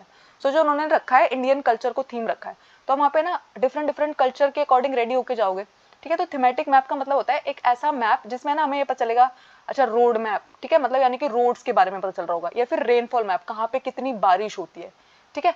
या फिर ऐसा मैप जहाँ पे मुझे पता चलेगा कौन से एरिया में कौन से टाइप का फॉरेस्ट है, कैसे टाइप का जंगल कहाँ पर प्रेजेंट है। या फिर कभी कभी हम ऐसा भी देखते हैं ना, मैप में हमें लोकेट करना होता है कि कौन से एरिया में खेती होती है, कौन से एरिया में कौन से टाइप की इंडस्ट्री लगती है, ठीक है, उनको हम बोलते हैं थीमेटिक मैप। तो जब एक मैप है ना टोटली इस बात पे लोकेटेड हो, अगर मैंने आपको एक मैप दिया और उसमें ना सिर्फ रेनफॉल दिख रहा है कि है ना इस एरिया में इतनी बारिश होती है, राजस्थान में कम बारिश होती है, ठीक है, नॉर्थ ईस्ट में बहुत ज्यादा बारिश होती है, अगर ये सारा मैप ये है तो कौन से टाइप का मैप है, थीमेटिक मैप है वो, ठीक है। उसके बाद आता है कंपोनेंट्स क्या क्या होते हैं मैप के। जैसे हमारे फूड के बहुत सारे कंपोनेंट है, वैसे हमारे मैप भी तो किसी किसी चीज से मिलकर बना होगा ना। तो एक चीज जो हमें मैप में देखने से पता चलती है वो है डिस्टेंस, दूसरी चीज है डायरेक्शन और तीसरी चीज है सिंबल। ये हमारे मैप के कंपोनेंट्स है। एनसीईआरटी ने ये 3 कंपोनेंट बताए हैं 6th क्लास के अकॉर्डिंग, तो आपको पता होना चाहिए कि डिस्टेंस, डायरेक्शन एंड सिंबल। तो डिस्टेंस का मतलब होता है अगर आप मैप में देख रहे हो कि दिल्ली टू मुंबई कितना डिस्टेंस है, तो ये आपको कैसे पता चलेगा। वहां पे ना डायरेक्टली नहीं लिखा होगा, मतलब है ना ऐसे अगर 1400 किलोमीटर डिस्टेंस है तो ये नहीं कि उस मैप में 1400 किलोमीटर वो ड्रॉ करेंगे, हमें ना स्केल यूज कर लेते हैं। ठीक है। फिर आपको डायरेक्शन दिख रही होगी, आपको ये पता चल रहा होगा ना कि जो यूपी है वो नॉर्थ में पड़ता है। ठीक है। जो तमिलनाडु है वो साउथ में पड़ता है, इंडिया के साउथ में है वो लोकेटेड। ठीक है। वेस्ट में कौन लोकेटेड है, ईस्ट में कौन लोकेटेड है, ये सब कुछ हमें मैप को देख के पता चलता है ना। उसके बाद है ना सिंबल। तो सिंबल का मतलब क्या होता है, कोई है ना, जब आप मैप को देखते हो तो उसमें ना, जब कोई स्कूल आता है तो उसके लिए एक अलग से सिंबल होता है ना। ठीक है। कोई प्लांट आ रहा है, ठीक है, अलग से सिंबल होता है। जब आप रोड पे भी जा रहे होते हो तो वहां पे ना ऐसा आपके लिए साइन बोर्ड्स लगे होते हैं ना कि आगे स्कूल है, ध्यान से चलाइए। तो ऐसे है ना आपके मैप्स में भी है ना डिफरेंट डिफरेंट चीजों के लिए अलग अलग सिंबल्स हुए। ठीक है। तो डिस्टेंस को शो करने के लिए हम एक चीज यूज करते हैं जिसको हम बोलते हैं स्केल।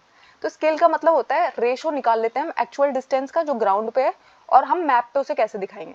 सोचो जैसे आपके स्कूल में इन्होंने जो एग्जांपल दिया है, आपके स्कूल और घर के बीच में जो डिस्टेंस है वो 10 किलोमीटर है। अब 10 किलोमीटर अगर मैं एक मैप पे दिखाऊंगी तो कितना बड़ा मैप मुझे बनाना पड़ेगा। ठीक है। तो मैं क्या करूंगी कि इसको स्केल बना लूंगी, मैं बोल दूंगी कि 1 सेंटीमीटर अगर मैप पे दिख रहा है ना, इसका मतलब है 5 किलोमीटर। ठीक है। तो इसलिए ना आप कभी अगर मैप को बहुत ध्यान से देखोगे ना तो वहां पे ना स्केल लिखा होता है कि इस मैप में इस इतनी वैल्यू को इतनी चीज शो कर रही है। ठीक है। फिर है ना स्केल है ना 2 टाइप का होता है, एक होता है स्मॉल स्केल मैप और एक होता है लार्ज स्केल मैप। ठीक है। तो जब है ना एक बहुत बड़ा एरिया हमें उस पे दिखाना है, अपने छोटे से मैप पे दिखाना है, तो हम क्या करते हैं स्मॉल स्केल बना लेते हैं उसको। यानी कि ना कोई चीज एक्चुअल में तो 500 किलोमीटर दूर है, लेकिन मैं उसे ना बस 5 सेंटीमीटर के बराबर लिख दूंगी और थोड़ी सी जगह पे मेरा मैप में वो आ जाएगी।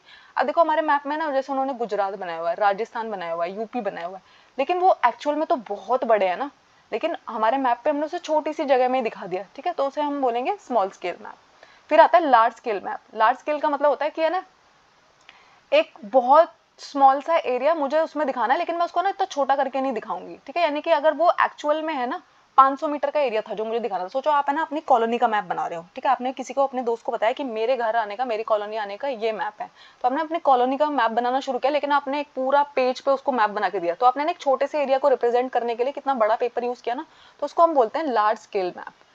ठीक है। उसके बाद आता है दूसरा कंपोनेंट जो हमारे मैप का है, डायरेक्शन। तो आपको पता है हमारी 4 मेजर डायरेक्शन है। ठीक है। नॉर्थ, साउथ, ईस्ट और वेस्ट। लेकिन कभी कभी है ना हम ऐसा बोलते हैं नॉर्थ वेस्ट में चला, साउथ वेस्ट में चला, तो इस पूरे साइकिल को हम क्या बोलते हैं, कार्डिनल पॉइंट्स बोलते हैं। तो अगर आप यहाँ देखोगे नॉर्थ और ईस्ट के बीच में जो पॉइंट पड़ता है उसको हम नॉर्थ ईस्ट बुलाते हैं, ईस्ट और साउथ के बीच में उसे हम साउथ ईस्ट बुलाते हैं, साउथ और वेस्ट के बीच में साउथ वेस्ट, और वेस्ट और नॉर्थ के बीच में नॉर्थ वेस्ट। ठीक है। तो ये चारों पॉइंट्स जो हमारे एक्स्ट्रा हमें बताए जा रहे हैं, ये सब पॉइंट्स क्या कहलाते हैं, कार्डिनल पॉइंट्स बुलाए जाते हैं। ठीक है। डायरेक्शन पता चल रही होती है ना मैप में। जैसे आप किसी जगह पे जा रहे हो तो आजकल आप गूगल मैप यूज करते हो कि नहीं करते, तो आपको बताता है कि आपको लेफ्ट लेना है, राइट लेना है, इस डायरेक्शन में चलना है, नॉर्थ में चलना है, साउथ में चलना होता है। ठीक है। तो मैप का ना बहुत ही इंपॉर्टेंट कंपोनेंट होता है डायरेक्शन, डिस्टेंस, और उसके बाद थर्ड है सिंबल्स। ठीक है। तो बिल्डिंग आ रही है, कोई आगे रोड आ रहा है, कोई ब्रिज आने वाला है आगे, तो आपको साइन दिखा रहा होता है ना। ठीक है। ये सब कुछ है ना सिंबल्स की हेल्प से दिखा रहा होता है। अब ये सोचो कि सिंबल्स की हेल्प से अभी है ना पिछले साल जो 2021 में पेपर हुआ उसमें ना सीटेट ने कन्वेंशनल सिंबल्स के बारे में पूछा। ठीक है। तो कन्वेंशनल सिंबल्स का मतलब होता है, अब देखो इंडिया में आप अगर हो, वहां पे ट्री को शो करने के लिए, बिल्डिंग को शो करने के लिए अगर कोई सिंबल है, और अगर आप यूएस में चले गए तो वो सिंबल है ना बदल ही जाएगा। तो हमने क्या किया हुआ है, हमने ना कन्वेंशनल सिंबल्स बनाए हुए हैं। इसका मतलब है एक इंटरनेशनल एग्रीमेंट हमने बना रखा है कि इंडिया में अगर मैप बन रहा है तो भी यही सिंबल्स यूज होंगे, यूएस में अगर मैप बन रहा है तो भी यही सिंबल्स यूज होंगे। जिन चीजों को हमें ना यूनिवर्सल नहीं बुलाते हैं, कि अगर आप इंडिया में एक चीज देख रहे हो और यूएस में भी आपको सेम चीज दिखाई देगी, तो उसको हमने कन्वेंशनल सिंबल्स के थ्रू देख रखा है। ठीक है। तो उसके बाद आता है स्केच। क्या होता है, तो स्केच का मतलब होता है जैसे मैं किसी जगह पे गई और किसी ने मुझे पूछा अच्छा वहां पे क्या क्या था, तो मैंने ना एक रफ सा स्केच, एक ड्राइंग अपनी मेमोरी के बेस पे उनको ऑन द स्पॉट बना के दिखा दी। ठीक है। इसमें कोई स्केल में यूज नहीं करूंगी जैसे कि 5 सेंटीमीटर इतने के बराबर है, नहीं, ये मेरा है ना रफ सा, मैंने उसको बता दिया कि ऐसे ऐसे जाना होता है, तो इसको हम क्या बुलाते हैं, स्केच बुलाते हैं। ठीक है। उसके बाद है ना प्लान। प्लान क्या होता है, जब है ना आप एक स्मॉल एरिया को लार्ज स्केल पे ड्रॉ करते हैं, यानी कि जैसे कि सोचो आपको है ना एक बिल्डिंग बनानी है, ठीक है, आपको एक बिल्डिंग बनाना है, आपको आप आर्किटेक्चर हो, तो आप क्या करोगे, एक पूरा प्लान ड्रॉ करके दोगे ना, तो उसमें ना पूरा का पूरा बताओगे कि यहाँ पे गेट होगा, यहाँ पे स्विमिंग पूल होगा, उस पूरे एरिया की आपने जो एक लार्ज स्केल अच्छे से एक प्लान बना के दिया है, ठीक है। अब देखो ये है वो कन्वेंशनल सिंबल जो मैंने बताया। ट्री और ग्रास को रिप्रेजेंट करने के लिए मैप में आपको ऐसे सिंबल दिखाई दे रहे होंगे। अगर कोई टेंपल, चर्च, मॉस्क आ रहा है तो आपको ऐसे सिंबल दिखाई देंगे, ठीक है। पोस्ट ऑफिस के लिए, टेलीग्राफ ऑफिस के लिए ऐसे ऐसे सिंबल्स आपको दिखाई देंगे। इनको हम क्या बुलाते हैं, कन्वेंशनल सिंबल्स बुलाते हैं, क्योंकि ये यूनिवर्सली एक्सेप्ट हो। आज हमारा क्लास 6 का चैप्टर 5 है major domains of the earth. आप अर्थ को देखते हो तो ये कुछ टर्म्स है जो आपको पता होनी चाहिए। तो लिथोस्फीयर क्या होता है, तो जिस पोर्शन पे आप अर्थ के खड़े होते हैं, जो सॉलिड पोर्शन है जिस पर हम रह रहे होते हैं, उसको हम क्या बुलाते हैं, लिथोस्फीयर बुलाते हैं, ठीक है। उसके बाद है ना आप हम कहते हैं अर्थ का एटमॉस्फेयर ऐसा है। अर्थ का एटमॉस्फेयर क्या है, तो हमारे ऊपर हमारे आसपास जो एक गैसियस लेयर बनी हुई है जिसने ना अर्थ को सराउंड किया हुआ है, ठीक है, उसे हम क्या बुलाते हैं, वहाँ पे बहुत सारी गैसेस प्रेजेंट है, ऑक्सीजन, नाइट्रोजन, कार्बन डाइऑक्साइड, इसको हम क्या बुलाते हैं, एटमॉस्फेयर बुलाते हैं, ठीक है। उसके बाद है ना हमारे अर्थ के बारे में आपको पता है ना, अर्थ को ब्लू प्लैनेट भी कहते हैं, ठीक है। अर्थ को ब्लू प्लैनेट कहते हैं, और उसके अलावा क्यों, क्योंकि हमारा जो अर्थ का 70% पोर्शन है वो किससे कवर्ड है, पानी से कवर्ड है। तो जो सारा एरिया अर्थ के सरफेस का पानी से कवर्ड है उसको हम हाइड्रोस्फीयर बुलाते हैं, ठीक है। बायोस्फीयर, अब बायोस्फीयर वो जोन होता है जहाँ पे ना आपको लैंड, एयर, वाटर सब कुछ पॉसिबल है, जिसकी वजह से वहाँ लाइफ एग्जिस्ट करती है, ठीक है। आपको पता है बहुत सारे प्लैनेट हमारे सोलर सिस्टम में है जहाँ पे ना लाइफ पॉसिबल नहीं है। क्यों पॉसिबल नहीं है वहाँ पे लाइफ, क्योंकि वहाँ पर लिथोस्फीयर, एटमॉस्फेयर, हाइड्रोस्फीयर सब कुछ प्रेजेंट नहीं है, ठीक है। बहुत सारे ऐसे प्लैनेट है जहाँ पे एटमॉस्फेयर नहीं है, बहुत सारे ऐसे प्लैनेट है जहाँ पे, ठीक है, लिथोस्फीयर नहीं है, सॉलिड सरफेस नहीं है, गैसियस से ही बना हुआ है, ठीक है। तो लाइफ को पॉसिबल होने के लिए जहाँ पे लाइफ पॉसिबल हो पाती है वो जोन क्या कहलाता है, बायोस्फीयर, ठीक है। तो lithosphere, atmosphere, hydrosphere, biosphere. Lithosphere की तो जो हमारी अर्थ का सॉलिड पोर्शन है जिसको हम लिथोस्फीयर कहते हैं, ठीक है। तो जो सारे पथरीला रास्ता है, जो सारा क्रस्ट वाला एरिया है, जो सारी मिट्टी वाला एरिया है, उसको हम क्या बुलाते हैं, लिथोस्फीयर, ठीक है। हमारे अर्थ के सरफेस को हमने दो पार्ट में डिवाइड किया है, एक कहलाता है कॉन्टिनेंट्स और एक कहलाता है ओशन बेसिस। तो आपको पता है जो लार्ज लैंड मासेस है जिनको हम कॉन्टिनेंट्स बुलाते हैं, और वहाँ बहुत सारा एरिया ऐसा है ना जहाँ पे पानी पानी है, उसको हम ओशियन बेसिन बुलाते हैं। क्योंकि पानी भी तो ऐसा नहीं है ना कि वो नीचे तक पानी होगा, नीचे उसके भी तो कोई सॉलिड सरफेस होगा ना, ठीक है। तो उस सॉलिड सरफेस को हम लिथोस्फीयर बुलाते हैं, ठीक है। उसके बाद है जब आप धरती को मेजर करते हो तो आप है ना सी लेवल से मेजर करना शुरू करते हो, और सी लेवल को हम 0 काउंट करते हैं, ठीक है। ऐसे अगर आपको पता है, आपने पुराने लेक्चर्स देखे हैं, तो जब हम अर्थ को देख रहे होते हैं तो वहाँ पे जो इक्वेटर होता है वो कितने डिग्री पे प्रेजेंट होता है, 0 डिग्री पे प्रेजेंट होता है। उसके बाद जो है अगर आप अर्थ को पे देख रहे हो तो हाईएस्ट माउंटेन पीक जो है माउंट एवरेस्ट, वो कितने, उसकी हाइट क्या है, 8848 मीटर। ये आपको ना याद होनी चाहिए, ठीक है, क्योंकि बहुत बार पूछा जाता है कि माउंट एवरेस्ट की हाइट क्या है, तो 8848 मीटर, ठीक है। और अगर आप सबसे गहरा देखना चाहते हो, कोई सबसे गहरा प्लेस कौन सा है अर्थ पे, तो वो है मैरियाना ट्रेंच। मैरियाना ट्रेंच ना आपको ऐसे दिखाई नहीं देगा, क्यों, क्योंकि वो है ना पैसिफिक ओशियन के अंदर लाई करता है, और उसकी डेप्थ कितनी है, यानी कि वो कितना गहरा है, 11,022 मीटर गहरा है, ठीक है। उसके बाद आपको पता होना चाहिए हमारे कॉन्टिनेंट्स कितने हैं, यहाँ से क्वेश्चन आता है, ठीक है। तो आपको पता होना चाहिए कि हमारे 7 मेजर कॉन्टिनेंट्स है। हमारा जो सबसे पहला कॉन्टिनेंट हम पढ़ेंगे वो है एशिया, जो सबसे बड़ा कॉन्टिनेंट है। उसके बाद आता है अफ्रीका, जो दूसरे नंबर पे सबसे बड़ा कॉन्टिनेंट है, ठीक है। फिर है नॉर्थ अमेरिका, जो 3rd लार्जेस्ट कॉन्टिनेंट है। फिर है साउथ अमेरिका, जो 4th लार्जेस्ट कॉन्टिनेंट है। फिर आता है हमारा अंटार्कटिका, जो 5th लार्जेस्ट है एरिया वाइज। फिर है यूरोप, जो 6th लार्जेस्ट है, और हमारा सबसे छोटा कॉन्टिनेंट कौन सा है, ऑस्ट्रेलिया, ठीक है। तो आपको ना इनको अरेंज करना आना चाहिए कि सबसे बड़ा कॉन्टिनेंट कौन सा है, एशिया, सबसे छोटा कौन सा है, ऑस्ट्रेलिया, ठीक है। सेकंड सबसे बड़ा कौन है, अफ्रीका, यहाँ से क्वेश्चन आता है, ठीक है। एशिया जो है वो हमारा लार्जेस्ट कॉन्टिनेंट है, ठीक है। ये ना हमारे अर्थ का मतलब जो हमारा लैंड एरिया है उसका 1/3 पार्ट कवर करता है, और यहाँ ये है ना ईस्टर्न हेमिस्फीयर में लाई कर रहा होता है। आपको पता है ना हमारी अर्थ डिवाइडेड है northern hemisphere, southern hemisphere, eastern hemisphere and western hemisphere. तो ईस्टर्न हेमिस्फीयर में हमारा एशिया लाई करता है। ट्रॉपिक ऑफ कैंसर, जिसको हम कर्क रेखा बुलाते हैं, ठीक है, वो इस कॉन्टिनेंट से पास करती है, ठीक है। और एशिया जो है वो यूरोप से बस पता है कैसे सेपरेटेड है, एशिया और यूरोप के बीच में सिर्फ बीच में आते हैं यूराल माउंटेन्स, ठीक है। इसलिए कभी कभी है ना यूरोप और एशिया का जो कंप्लीट लैंड मास है उसे यूरेशिया भी बुलाया जाता है। तो आपको पता होना चाहिए कि उसे यूरेशिया क्यों बुलाया जाता है, क्योंकि हमारे बीच में, यानी कि एशिया से अगर मुझे सिर्फ यूरोप जाना है तो बीच में कौन सा एरिया पड़ रहा होगा, सिर्फ यूराल माउंटेन्स, ठीक है। उसके बाद आता है यूरोप, ठीक है, जो है ना एरिया में बहुत छोटा है एशिया से, ठीक है। और ये ना एशिया के वेस्ट वाले एरिया में बिलोंग करता है। और आर्कटिक सर्कल जो है वो यहाँ से पास करता है, और इस ये है ना 3 तरफ से पानी से घिरा हुआ है, ठीक है। कौन? यूरोप 3 साइड से पानी से घिरा हुआ है। उसके बाद आता है अफ्रीका, जो दूसरे नंबर का सबसे बड़ा कॉन्टिनेंट है एशिया के बाद। यहाँ से है ना इक्वेटर, जिसको हम 0 डिग्री लैटिट्यूड बुलाते हैं, वो बिल्कुल इसके बीच में से गुजरता है, ठीक है। अफ्रीका का ज़्यादातर पार्ट जो है वो नॉर्दर्न हेमिस्फीयर में लाई करता है, और ये इकलौता ऐसा कॉन्टिनेंट है, ये वाली बात ज़रूर याद रखिए, ये इकलौता ऐसा कॉन्टिनेंट है जहाँ से ट्रॉपिक ऑफ कैंसर यानी कि कर्क रेखा, इक्वेटर और ट्रॉपिक ऑफ कैप्रिकॉर्न यानी कि मकर रेखा, तीनों रेखाएं गुजरती हैं, ठीक है। उसके बाद दुनिया का जो सबसे गर्म डेजर्ट, सबसे बड़ा गर्म डेजर्ट है सहारा डेजर्ट, वो भी अफ्रीका में लाई करता है, ठीक है। और ये कॉन्टिनेंट जो है सारी साइड से है ना ओशियंस एंड सी से बाउंड है, यानी कि इसके चारों तरफ आपको ओशियंस ही नजर आएंगे, ठीक है। दुनिया की जो सबसे लंबी नदी है, ठीक है। अब देखो ये बातें आपको याद रखनी चाहिए कि लंबी नदी में चौड़ी नदी में फर्क होता है। तो सबसे लंबी नदी जो है नील नदी, वो भी अफ्रीका से गुजरती है। तो अफ्रीका किस किस बात की वजह से फेमस है? अफ्रीका लैटिट्यूड से तीनों रेखाएं गुजरती है, यानी कि इक्वेटर भी, कैंसर भी, कैप्रिकॉर्न भी। वर्ल्ड का सबसे बड़ा और गर्म डेजर्ट जो है सहारा डेजर्ट, वो भी यहाँ बिलोंग करता है। सबसे लंबी नदी जो है वो भी यहाँ से बिलोंग करती है, यहाँ पे, ठीक है। उसके बाद आता है नॉर्थ अमेरिका। नॉर्थ अमेरिका हमारा 3rd लार्जेस्ट कॉन्टिनेंट है, और ये साउथ अमेरिका से कैसे कनेक्टेड है? इशूथेमस ऑफ पनामा के थ्रू।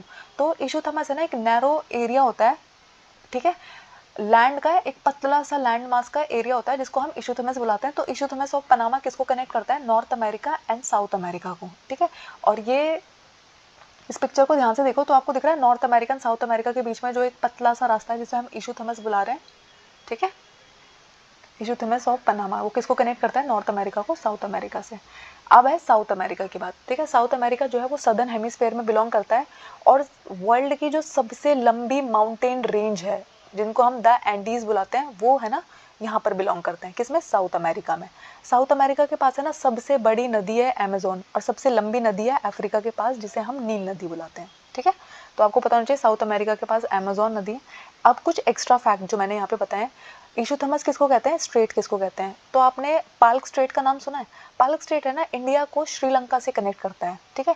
तो जब है ना पानी का एक पतला रास्ता जो होता है ना जो 2 एरिया को कनेक्ट करे, उसको हम स्ट्रेट बुलाते हैं, ठीक है। और इशूथेमस क्या होता है? लैंड का, ठीक है, यानी कि एक पतला रास्ता जरूर है, ये भी एक नैरो रास्ता है, लेकिन ये क्या है?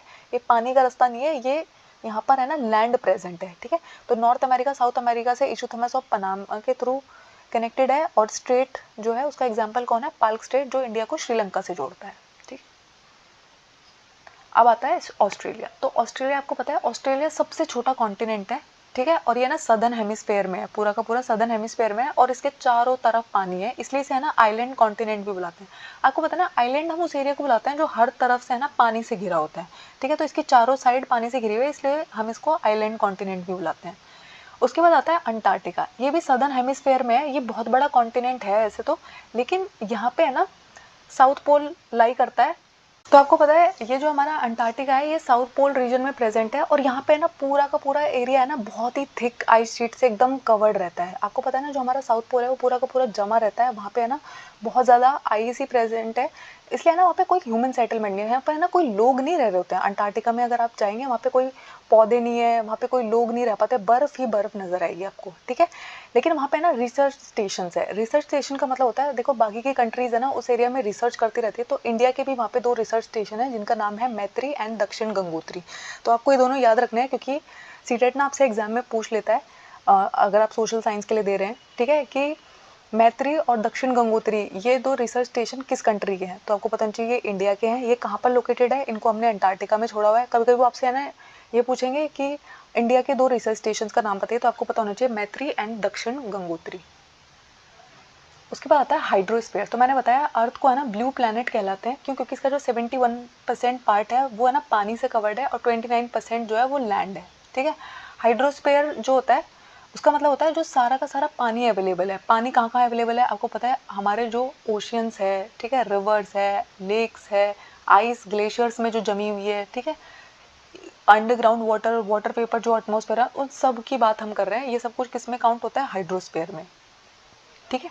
जो 97% अर्थ का वाटर है वो है ना समुद्र में मिलता है, लेकिन वो है ना इतना सॉल्टी है कि उसे हम यूज़ नहीं कर सकते। इसलिए जो हमारे पास फ्रेश वाटर अवेलेबल है ना वो 3% ही है, बल्कि 3% भी हम सारा का सारा पानी पीने के लिए यूज़ तो फिर भी नहीं कर सकते। ठीक है, तो पीने वाला परसेंटेज तो बहुत कम है पानी जिसको हम पी सकते हैं। अब आते हैं ओशंस की बात करते हैं। अभी हमने कॉन्टिनेंट्स की बात की, हमारे पास 7 कॉन्टिनेंट्स हैं, लेकिन हमें ओशंस की बात करनी है अब। तो हमारे पास है ना 5 मेजर ओशंस है। तो हमारा जो पहला ओशन है, सबसे बड़ा ओशन है, वो है पैसिफिक ओशन। ये हमारा सबसे बड़ा ओशन है और इसकी जो शेप है, अगर आप इसको देखोगे तो ये ना गोल है, ठीक है, सर्कुलर है।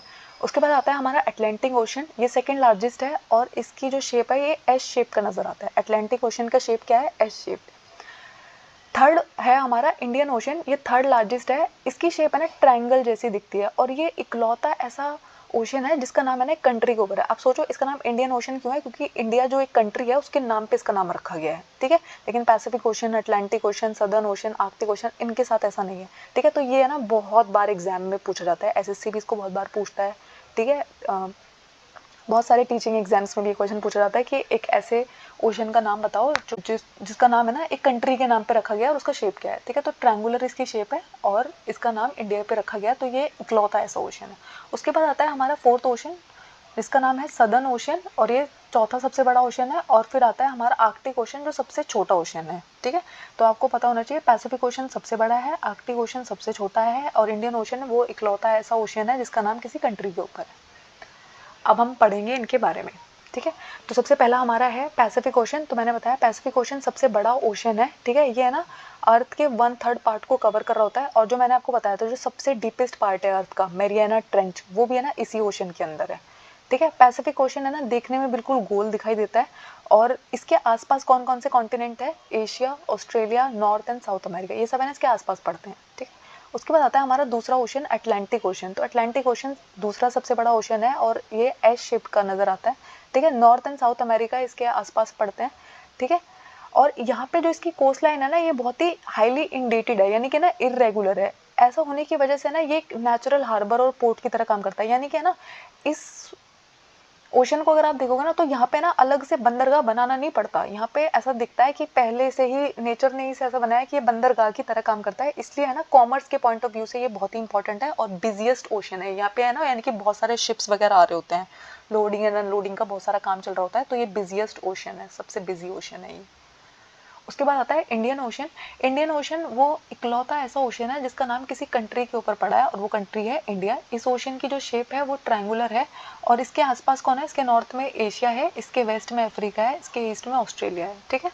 उसके बाद आता है हमारा सदर्न ओशन, ठीक है। सदर्न ओशन जो है ना ये पूरा का पूरा किसको अंटार्कटिक ओशन के आसपास है, यानी कि अंटार्कटिक ओशन के आसपास कौन सा ओशन है? Southern ocean. और आपको पता होना चाहिए साउथ पोल भी कहाँ पे? अंटार्कटिका में है, तो आप इसको ऐसे याद रख सकते हो। उसके बाद आता है हमारा आर्कटिक ओशन। तो आर्कटिक ओशन जो है ये आर्कटिक सर्कल के विद इन है और ये नॉर्थ पोल में सराउंड करता है, ठीक है।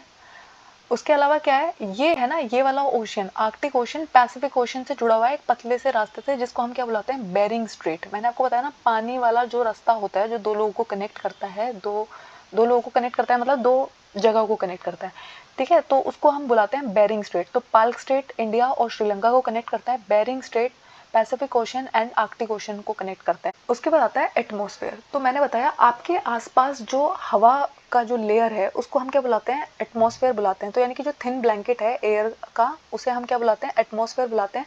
अब ये हमें क्या क्या करता है, क्या क्या प्रोवाइड करता है?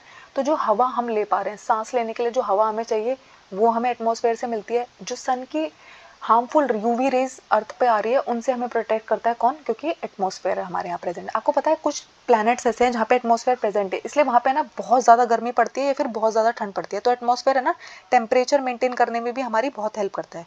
अगर हमारे यहाँ पे भी नहीं होता ना एटमॉस्फेयर तो हमारे यहाँ पे भी ना या तो बहुत ज़्यादा ठंड पड़ने लग जाती है या बहुत ज़्यादा गर्मी पड़ने लग जाती है।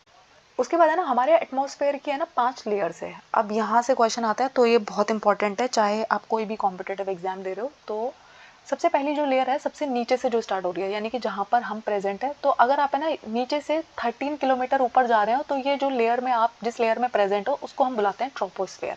अब इस लेयर में क्या क्या होता है? इस लेयर में ना सारे के सारे वेदर फॉर्मेशन हो रही होती है, यानी कि बारिश होने वाली है, कैसा मौसम होने वाला है, ये जो सारे वेदर फिनोमिना है वो इस लेयर में होते हैं, ठीक है। और जो हवा हम सांस लेने के लिए यूज़ करते हैं वो भी इसी लेयर में प्रेजेंट होती है। ट्रोपोस्फेयर में ना थोड़ी ओजोन भी प्रेजेंट होती है, लेकिन सिर्फ 10% के अराउंड, ठीक है। उसके बाद आते हैं हम स्ट्रेटोस्फेयर में। तो अगर आप है ना 13 किलोमीटर से ऊपर जा रहे हो और ऊपर जाते जाते आप टोटल अभी 50 किलोमीटर, नीचे से आप 50 किलोमीटर पहुंच गए हो, अप टू 50 किलोमीटर की हाइट पे आप हो, तो आप कौन सी लेयर में हो? आप स्ट्रेटोस्फेयर में हो। यहाँ पर है ना ओजोन गैस प्रेजेंट होती है। तो ओजोन गैस का काम क्या होता है? ये ना सन से ना बहुत ही हार्मफुल रेज जो आ रही होती है, यूवी रेज, उनको है ना ह्यूमंस तक नहीं पहुंचने देती है, ठीक है। ओजोन लेयर जो होती है यूवी रेज से हमें प्रोटेक्ट करती है। और जो हमारे एरोप्लेन फ्लाई करते हैं वो भी इसी रीजन में फ्लाई करते हैं। तो है ना यहाँ से क्वेश्चन ये आता है कि एरोप्लेन कौन से लेयर में फ्लाई करते हैं, तो आपको पता होना चाहिए कि स्ट्रेटोस्फेयर लेयर में। उसके बाद आती है हमारी मीजोस्फेयर, ठीक है। यहाँ है ना अगर आप 80 किलोमीटर तक की हाइट तक जा रहे हो तो मीजोस्फेयर है। और जो आपके मेटेराइट होते हैं, ठीक है, वो है ना इस लेयर में आके बर्न हो जाते हैं, ठीक है, जिसको हम टूटता तारा बोल रहे होते हैं, ठीक है। तो जो मेटेराइट बर्न हो रहा होता है वो क्या होता है? वो मीजोस्फेयर लेयर में ही बर्न हो जाता है, जल जाता है। उसके बाद आती है थर्मोस्फेयर। 880 से लेके 400 किलोमीटर के डिस्टेंस पे अगर आप हो तो आप थर्मोस्फेयर में हो, ठीक है। तो इस लेयर में ना एकदम से टेम्परेचर बहुत बढ़, देख रहे हो एकदम से, यहाँ पे तो क्या हो रहा था 13, 50, 80, लेकिन एकदम से ना अब आप 400 किलोमीटर तक हो। तो इस लेयर को में है ना क्या होता है, इसको है ना बहुत ज़्यादा टेम्परेचर बढ़ता है। तो इस लेयर के बारे में एक बात ये भी है कि इस लेयर का है ना अचानक से बहुत ज़्यादा टेम्परेचर बढ़ जाता है, क्योंकि डिस्टेंस इतना ज़्यादा ऊपर हम चले गए हैं। और यहाँ पे ना रेडियो ट्रांसमिशन पॉसिबल होता है। आपको पता है ना ये जो रेडियो फ्रीक्वेंसीज होती हैं वो किस लेयर की वजह से हम तक पहुँच पा रही है? इस लेयर की वजह से, ठीक है। उसके बाद आता है एक्सोस्फेयर। तो एक्सोस्फेयर का मतलब होता है अगर आप 400 किलोमीटर से भी ऊपर चले जाओ तो उस लेयर को हम एक्सोस्फेयर बुलाते हैं। और यहाँ पे ना ज़्यादा कुछ नहीं हो रहा होता है, यहाँ पे ना बहुत जो लाइट गैसेज होती है स्पेस से वो आ रही होती है, हीलियम, हाइड्रोजन, ठीक है। ये पांचों लेयर के नाम आपको पता होना चाहिए, इनकी किस किस हाइट पर ये प्रेजेंट है ये पता होना चाहिए, और इनका रोल क्या है। एरोप्लेन किस रोल में, किस लेयर में फ्लाई करता है, मेटेराइट कौन सी लेयर में प्रेजेंट होता है, रेडियो ट्रांसमिशन किस लेयर की वजह से पॉसिबल है, ठीक है। उसके बाद है ना मैंने बताया हमारे एटमॉस्फेयर में ना बहुत सारी गैसेज होती हैं, तो आपको है ना पता होनी चाहिए कि कौन सी गैसेज प्रेजेंट है और उनकी क्या परसेंटेज है। तो जो नाइट्रोजन है वो 78% होती है। हमारे नेचर में है ना सबसे ज़्यादा जो गैस अबंडेंट है वो है नाइट्रोजन, 78%, ठीक है। उसके बाद है ऑक्सीजन 21%, आर्गन जो गैस है वो है 0.93%, कार्बन डाइऑक्साइड 0.03%, और जो बाकी की गैसेज है उनको हम बाकी की 0.04 में रख रहे हो।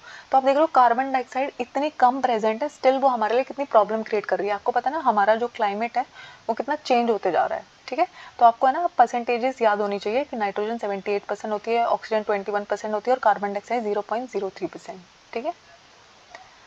उसके बाद जो होता है एटमॉस्फेयर की जो सबसे ज़्यादा डेंसिटी होती है वो सी लेवल पे होती है, और जैसे जैसे आप ऊपर जाओगे ना तो उसकी डेंसिटी घटती चली जाती है। इसलिए जो लोग है ना, अगर आप कभी पहाड़ी एरिया पे गए हो, पहाड़ी एरिया पे जब आप जा रहे होते हैं ना तो आपको ना ब्रीदिंग इशू फील होने लग जाता है, आपको ना ऐसा लगता है आपसे सांस नहीं जा रही है। तो बहुत सारे लोग क्या करते हैं जब पहाड़ों पे चढ़ते हैं, और स्पेशली माउंट एवरेस्ट की चढ़ाई करने के लिए या ऐसे ऐसे पहाड़ों की चढ़ाई करने के लिए, वो क्या करते हैं अपने साथ है ना ऑक्सीजन सिलेंडर लेके जाते हैं, ठीक है। ऑक्सीजन सिलेंडर उनको सांस लेने में मदद करते हैं। जैसे जैसे हम ऊपर जाते हैं ना वहाँ पे ना टेम्परेचर भी बहुत घटता चला जाता है, और इसकी वजह से ना एटमॉस्फेयर जो प्रेशर है, एटमॉस्फेयर क्या है, अर्थ के ऊपर है ना प्रेशर एग्जर्ट कर रहा होता है, ठीक है। तो एटमॉस्फेरिक प्रेशर ऊपर जाके घट रहा होता है, इसलिए आपने देखा है कभी कभी लोगों के नाक से है ना खून आने लग जाता है, ठीक है। एल्टीट्यूड सिकनेस उनको होता है, वॉमिटिंग होने लग जाती है, नॉशिया जैसा फील होता है, ठीक है। और जो एयर है वो है ना हाई प्रेशर से लो प्रेशर के एरिया में मूव करती है, यानी कि एक जगह पे किसी चीज़ की कमी है, ऑब्वियस सी बात है जहाँ पे वो ज़्यादा है वहाँ से वो कम वाले एरिया में आएगी ना, तो हाई प्रेशर से लो प्रेशर में मूव करती है एयर। और मूविंग एयर को हम क्या बुलाते हैं? विंड बुलाते हैं, हवा बुलाते हैं, ठीक है। उसके बाद आता है बायोस्फीयर। तो बायोस्फीयर ना वो नैरो जोन होता है जहाँ पे क्या होता है लैंड, एयर, वाटर सब आपस में मिल रहे होते हैं, और जिसकी वजह से यहाँ लाइफ पॉसिबल होती है। देखो यहाँ पे पीछे पहाड़ भी है, ऊपर एटमॉस्फेयर भी है, हाइड्रोस्फेयर भी है, इसीलिए देखो यहाँ पे इतने सारे प्लांट्स उग पा रहे हैं, एनिमल्स उग पा रहे हैं, ह्यूमंस रह पा रहे हैं। तो आपको पता है ना अगर मैं आपको बोलूँ कि आपको पानी नहीं मिलेगा तो आप सर्वाइव कर पाओगे क्या? अगर मैं थोड़ी सी देर के लिए ऑक्सीजन को विड्रॉ कर लूँ तो आप सर्वाइव कर पाओगे क्या? ठीक है। तो जहाँ पे ना एटमॉस्फेयर, लिथोस्फेयर, हाइड्रोस्फेयर इंटरैक्ट करते हैं और एक नैरो जोन जहाँ पे लाइफ पॉसिबल हो पाती है उसको हम बोलते हैं बायोस्फेयर, ठीक है, क्योंकि हमारे सर्वाइवल के लिए ये सब बहुत इंपॉर्टेंट है। अब है ना यहाँ पे कुछ फैक्ट्स मैंने लिखे हैं जो हमें याद रखने हैं, ठीक है। तो पहला इंसान जो माउंट एवरेस्ट पे चढ़े थे उनका नाम था एडमंड हिलेरी, जो न्यूजीलैंड से बिलोंग करते थे, एंड तेंजिंग नॉर्वे शेरपा जो इंडिया से बिलोंग करते थे, ठीक है। उसके बाद पहली महिला जो भारत से चढ़ी है उनका नाम है बिछेंद्री पाल। माउंट एवरेस्ट की जो हाइट है वो है 8848 मीटर। मेरियाना ट्रेंच जो डीपेस्ट पॉइंट है, जो पैसिफिक ओशन में लाई करता है, उसकी जो हाइट है, डेप्थ है, वो है 11,022 मीटर। ठीक है। वर्ल्ड का जो सबसे गर्म हॉट डेजर्ट है बड़ा, वो है सहारा डेजर्ट, जो अफ्रीका में लाई करता है। वर्ल्ड की सबसे लंबी नदी नील नदी, वो भी अफ्रीका में लाई करती है। वर्ल्ड के सबसे बड़े माउंटेन्स, लॉन्गेस्ट माउंटेन रेंज, वो कहाँ पे है? The Andes, south America continent में बिलोंग करते हैं। वर्ल्ड की सबसे लार्जेस्ट रिवर, ये कहाँ पे है? साउथ अमेरिका में ही है, अमेजोन नदी। ठीक है। बेरिंग स्ट्रेट क्या करती है? आर्कटिक ओशन को पैसिफिक ओशन से कनेक्ट करती है। और पर्ल स्ट्रेट क्या करता है? इंडिया को श्रीलंका से कनेक्ट करता है। ठीक है। और इशुथेमेस ऑफ पनामा क्या करता है? North America and south America को कनेक्ट करता है। इसका चैप्टर 6 है ज्योग्राफी का, जिसका नाम है major land forms of the earth. ठीक है। तो आपको पता है, आपका जो अर्थ का सरफेस होता है उसे हम लिथोस्फीयर बुलाते हैं। तो कैसे कैसे लैंड फॉर्म्स हमारे अर्थ पे प्रेजेंट है। ठीक है। तो अर्थ के सरफेस को अगर आप देखोगे, कोई कोई सरफेस है जो एकदम फ्लैट है, जिनको हम प्लेन्स बुलाते हैं, जिन एरिया को है ना हम मैदानी क्षेत्र बुलाते हैं। ठीक है। और कुछ कुछ एरिया ऐसे है जहाँ पे ना बहुत ही अनइवन एरिया है, जिनको हम है ना पहाड़ी एरिया बुलाते हैं। ठीक है। तो ये जो अलग अलग टाइप के लैंड फॉर्म्स बने हैं, ये दो प्रोसेस की हेल्प से बने हैं। कोई भी चीज़ बनती है तो वो किसी प्रोसेस की हेल्प से बनती है। जैसे आपके घर में खाना बनता है, तो खाना बनने का भी एक प्रोसेस होता है ना। तो दो टाइप के जो प्रोसेस यूज होते हैं लैंड फॉर्म्स के बनने में, ठीक है, वो होते हैं internal process and external process. ठीक है। तो इंटरनल प्रोसेस का मतलब होता है जिसकी वजह से है ना अर्थ का जो सरफेस है वो ऊपर उठ गया या फिर नीचे चला गया कुछ कुछ जगहों पे। ठीक है। ये तो है इंटरनल प्रोसेस। एक्सटर्नल प्रोसेस में क्या होता है, जब है ना बार बार जो आपका लैंड का सरफेस है उसका है ना वेयरिंग डाउन होते रहना। वेयरिंग डाउन का मतलब होता है टूटते रहना और दोबारा से लैंड सरफेस का बनते रहना। ठीक है। यानी कि जैसे एक बहुत बड़ा पहाड़ है, उस पर बार बार है ना बारिश हो रही है, धूप पड़ रही है, गर्मी पड़ रही है, जिसकी वजह से है ना उसमें क्रैक्स आ रहे हैं, वो छोटे पार्ट्स में टूट रहे हैं, पत्थर छोटे पार्ट में टूट रहा है, और उसके बाद वो क्या बन जा रहा है? एकदम टॉप सॉइल बना दे रहा है। ठीक है। एरिया अगर वो, ये है डिफरेंट डिफरेंट टाइप्स के लैंड फॉर्म्स। कैसे कैसे लैंड फॉर्म्स हमें देखने को मिलते हैं, तो देखो, माउंटेन, जिसको हम पहाड़ बोलते हैं। ठीक है। माउंटेन रेंज, तो जब है ना बहुत सारे माउंटेन्स एक लाइन में होते हैं ना बहुत सारे, उनको हम माउंटेन रेंज बुलाते हैं। ठीक है। उसके बाद है ना हिल, जिसके है ना माउंटेन से कम हाइट होती है, उसको हम हिल बुलाते हैं, पहाड़ी बुलाते हैं। ठीक है। उसके बाद है ना अगर आप नॉर्थ इंडिया के एरिया को देखेंगे जहाँ पे है ना बहुत सारा समतल एरिया है, उसे हम बुलाते हैं प्लेन्स। नदी में से एक जो अलग पार्ट निकल के जा रहा होता है उसे हम बोल रहे होते हैं ट्रिब्यूटरी। प्लेटू, जिसको हम पठार बोलते हैं। ठीक है। लेक, जिसको हम झील बोलते हैं। ठीक है। और जब है ना ये नदी आके गिर रही होती है, ठीक है, ओशन में आके गिर रही होती है, ठीक है, उसको हम है ना माउथ ऑफ द रिवर बुलाते हैं। ठीक है। पेनिनसुला कौन सा रीजन होता है? पेनिनसुला वो रीजन होता है जो है ना 3 साइड से पानी से घिरा रहता है। इशुथेमस क्या होता है? इशुथेमस का मतलब होता है एक लैंड वाला ऐसा नैरो एरिया जो दो प्लेसेस को कनेक्ट करता है। ठीक है। उसके बाद स्ट्रेट क्या होता है? स्ट्रेट का मतलब होता है जब है ना दो प्लेसेस को कनेक्ट किया जा रहा है वाटर वाले एरिया के थ्रू। ठीक है। और आइलैंड किसको बोलते हैं? जो है ना चारों तरफ से पानी से घिरा होता है। तो पेनिसुला और आइलैंड में क्या फर्क होता है? पेनिसुला वो रीजन होता है जो 3 तरफ से पानी से घिरा हुआ है, और आइलैंड क्या होता है? वो चारों तरफ उसके पानी हो। तो जब है ना बार बार आपके अर्थ के सरफेस की वेयरिंग अवे होती है, यानी कि उसका पार्ट है ना टूट टूट के छोटा बनता है, इस वाले पार्ट को हम क्या बुलाते हैं? इरोजन बुलाते हैं। आपने बहुत बार ये वर्ड सुना होगा, सॉइल इरोजन। अगर मिट्टी पे ऐसा हो रहा है, मिट्टी का पार्ट उड़ उड़ के जा रहा है, ठीक है, उस जगह से निकल रहा है, तो उसको हम सॉइल इरोजन बुलाते हैं। और अगर पहाड़ का हो रहा है, किसी और चीज का हो रहा है, ठीक है, तो उसको हम बुलाते हैं सिर्फ इरोजन। ठीक है। उसके बाद है ना अब ये इरोजन जो जा रहा है ये कहीं जाके सेटल भी तो होगा ना, यानी कि जैसे धूल उड़ रही है, अगर एक जगह से धूल उड़ रही है वो कहीं जाके बैठेगी भी तो ना। तो जहाँ पे जाके वो बेरिंग डाउन जो आपका सब्सटेंस है वो जहाँ जाके इकट्ठा हो जाता है, उस चीज को हम बुलाते हैं डिपोजिशन। क्या होता है? ये जो सारे के सारे प्रोसेस है, इरोजन और डिपोजिशन, ये किसकी मदद से किए जाते हैं? रनिंग वाटर की वजह से, आइस की वजह से, विंड की वजह से। तो देखो कब कब होगा सॉइल इरोजन या फिर इरोजन? अगर बहुत तेज हवा चल रही हो। ठीक है। अब आइस में कैसा होगा? अगर ग्लेशियर्स है, ठीक है, और बहुत सारी बर्फ एकदम से आ गई, तो पहाड़ के कुछ टुकड़े को वो अपने साथ ले जाएगी ना। ठीक है। उसके बाद है ना पानी अगर एक जगह से, आपने देखा होगा जब ग्लेशियर से पानी निकलना शुरू होता है, वहां पे बहुत बड़े बड़े पत्थर होते हैं, वो है ना साथ में आ जाते हैं, फिर वो टूट रहे होते हैं बार बार पानी के साथ, उन्हें पटक पटक के वो गिराता रहता है, वो छोटे होते जाते हैं, छोटे होते जाते हैं। और ऐसे ही जो अर्थ, हमारा जो रिवर के पास इतना सारा पत्थर वहां पर जो होते हैं, जो इतने छोटे दिख रहे होते हैं हमें, वो पहले इतने छोटे नहीं थे, पहले वो बहुत बड़े थे, लेकिन पानी के साथ बह बह के टूट के वो छोटे हो जाते। तो उसके बाद है ना आप है ना लैंड फॉर्म्स को डिवाइड कैसे करते हो? ठीक है। तो हम है ना ये देखते हैं कि कितनी ऊंचाई पर है, कितने स्लोप पर है, उसके बेसिस पे हमने 3 पार्ट्स में डिवाइड किया है, माउंटेन्स, प्लेटू एंड प्लेन्स। ठीक है। यानी कि पहाड़, पठार और मैदानी क्षेत्र। पहले हम माउंटेन्स की बात करेंगे, पहाड़ की बात करेंगे, ठीक है। तो कोई भी नेचुरल एलिवेशन जो होता है, नेचुरल एलिवेशन का मतलब होता है ऊंचाई, ठीक है। नेचर की वजह से जो ऊंचाई किसी चीज को मिली है, जिसमें है ना उसकी जो ऊपर का पार्ट होगा वो तो बहुत छोटा होगा और नीचे का जो बेस होगा वो बहुत चौड़ा होगा। अगर आप कभी पहाड़ों को देखोगे तो नीचे से वो कितने चौड़े होते हैं ना, पर ऊपर जाते जाते जाते वो क्या होते हैं, नैरो होते चले जाते हैं, ठीक है। और ये ना अपने आसपास के एरिया से हाइयर हो गए ना, मतलब देखो आपने, अगर आप कभी पहाड़ी एरिया में देखे गए हो तो प्लेन से वो कितने ऊपर होते हैं ना, तभी तो हम उसे पहाड़ बुला रहे हैं, ठीक है। अब उसके बाद ग्लेशियर्स क्या होते हैं, ठीक है। तो पहाड़ों पे है ना कुछ कुछ जगह ऐसे है जहाँ पे है ना सिर्फ बर्फ ही बर्फ जमा हुआ है, ठीक है, यानी कि आइस की जमी हुई रिवर्स है, उनको हम क्या बुलाते हैं, ग्लेशियर्स बुलाते हैं, ठीक है। जैसे गंगोत्री ग्लेशियर, ठीक है, आपको पता है ना गंगोत्री ग्लेशियर जिससे गंगा निकल के आती है, ठीक है। उसके बाद रेंज किसे कहते हैं, अभी मैंने आपको बताया था कि अगर बहुत सारे माउंटेन्स एक लाइन में अरेंज हो उनको हम क्या बुलाते हैं, रेंज बुलाते हैं, ठीक है। अब कुछ रेंज के यहाँ पे मैंने एग्जाम्पल लिखा है, तो जो हिमालयन रेंज है ये एशिया में है, आपको पता है ना, एशियन कॉन्टिनेंट में है। और आपको पता है एशिया हमारा लार्जेस्ट कॉन्टिनेंट है, अगर आपको नहीं पता तो आपको हमारा 5th चैप्टर पढ़ना है, ठीक है। उसके बाद जो एल्प्स माउंटेन्स है ये यूरोप में है, और जो दो एंडीज माउंटेन्स है ये साउथ अमेरिका में। ये तीनों रेंज के एग्जांपल्स आपको याद रखने हैं। उसके बाद है ना माउंटेन्स किस किस टाइप के होते हैं, तो हमारे पास है ना 3 टाइप के मेजर माउंटेन्स हैं जो हमें पढ़ने हैं। एक है फोल्ड माउंटेन्स, एक है ब्लॉक माउंटेन्स और एक है वॉल्केनिक माउंटेन्स। अब फोल्ड माउंटेन्स क्या है, तो अगर आप है ना हिमालयन माउंटेन्स को देखोगे, अल्प्स माउंटेन्स को देखोगे, तो ये बहुत ही है ना यंग फोल्ड माउंटेन्स है, यानी कि है ना अभी थोड़े टाइम पहले ही बने हैं, ठीक है। इनका जो रिलीफ है वो बहुत ही रग्ड है, यानी कि इरेगुलर है, और इनकी जो पीक है, इनकी जो ऊंचाई है वो क्या है, बहुत ही कोनिकल शेप में, कोन जैसी शेप में दिखाई देती है, ठीक है। इंडिया में जो अरावली रेंज है, आपने सुना होगा ना अरावली हिल्स के बारे में, ठीक है, ये ना ओल्डेस्ट फोल्ड माउंटेन सिस्टम है पूरे दुनिया का, ठीक है। पूरे वर्ल्ड में सबसे ओल्डेस्ट फोल्ड माउंटेन की रेंज कौन सी है, अरावली रेंज, ठीक है, अरावली हिल्स। और लेकिन अब है ना ये इतना आपको ना, अगर आप अरावली रेंज को आपने कभी देखा है ना, तो उसमें ना बहुत बड़े बड़े पहाड़ नहीं दिखाई देते, क्यों, क्योंकि मैंने बताया सबसे पुरानी रेंज है, तो इतना वेयरिंग डाउन हो गया है, इतना इरोजन हो गया है कि अब है ना वो टूट टूट के बहुत ही कम बच गया है, ठीक है। मतलब बहुत बड़े बड़े पहाड़ जो होते हैं ऐसे नहीं होता अब अरावली हिल्स में, ठीक है। उसके बाद आते हैं एलोपीचियंस जो नॉर्थ अमेरिका में है, और यूराल माउंटेन जो रशिया में है, ठीक है। और आपको पता है ना ये यूराल माउंटेन्स क्या करते हैं, एशिया और यूरोप को सेपरेट करने का काम कौन करता है, यानी कि उनके बीच में कौन से माउंटेन्स है, यूराल माउंटेन्स, ठीक है। इसलिए है ना एशिया और यूरोप के लैंड मास को हम है ना यूरेशिया भी बुलाते हैं, ठीक है। ये भी बहुत पुराने ओल्ड फोल्ड माउंटेन्स है, ठीक है।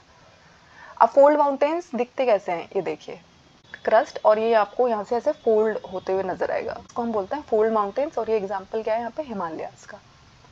उसके बाद आते हैं हमारे ब्लॉक माउंटेन्स। तो ब्लॉक माउंटेन्स है ना ऐसे बनते हैं कि जैसे कि सोचो एक पूरा बराबर पहाड़ी का एरिया था, लेकिन एक पार्ट उसका, एक का पार्ट नीचे टूट के गिर गया और उसका ऊपर वाला पार्ट है ना ऊंचा रह गया, नीचे वाला पार्ट छोटा हो गया। जैसे इस वाले डायग्राम में देखिए, जो अपलिफ्टेड ब्लॉक है यानी कि जो ऊपर रह गया उसको हम हॉर्सेट बुलाते हैं, और जो हमारा लोअर वाला ब्लॉक है जो है ना नीचे रह गया, जिसका पार्ट टूट के नीचे गिर गया है, उसको हम ग्रेबन बुलाते हैं, ठीक है। इसके एग्जाम्पल है राइन वैली और वोगेस माउंटेन जो यूरोप में है, ठीक है। तो जब भी है ना वो आपको हॉर्सेट एंड ग्रेबन वर्ड दिखे तो आपको पता होना चाहिए कि ब्लॉक माउंटेन्स की बात हो रही है, ठीक। उसके बाद आता है वॉल्केनिक माउंटेन्स, ठीक है। तो ज्वालामुखी के फटने की वजह से जो माउंटेन्स बने हैं, ठीक है, वॉल्केनिक एक्टिविटीज के वजह से जो माउंटेन्स बने हैं उनको हम बुलाते हैं वॉल्केनिक माउंटेन्स। अब इसके दो बहुत ही फेमस एग्जाम्पल और बार बार एग्जाम्स में आने वाले एग्जाम्पल्स, माउंट किलिमंजारो जो अफ्रीका में है और माउंट फुजियामा जो जापान में है। ये दोनों एग्जाम्पल ना आपको बहुत अच्छे से याद होना चाहिए, ठीक।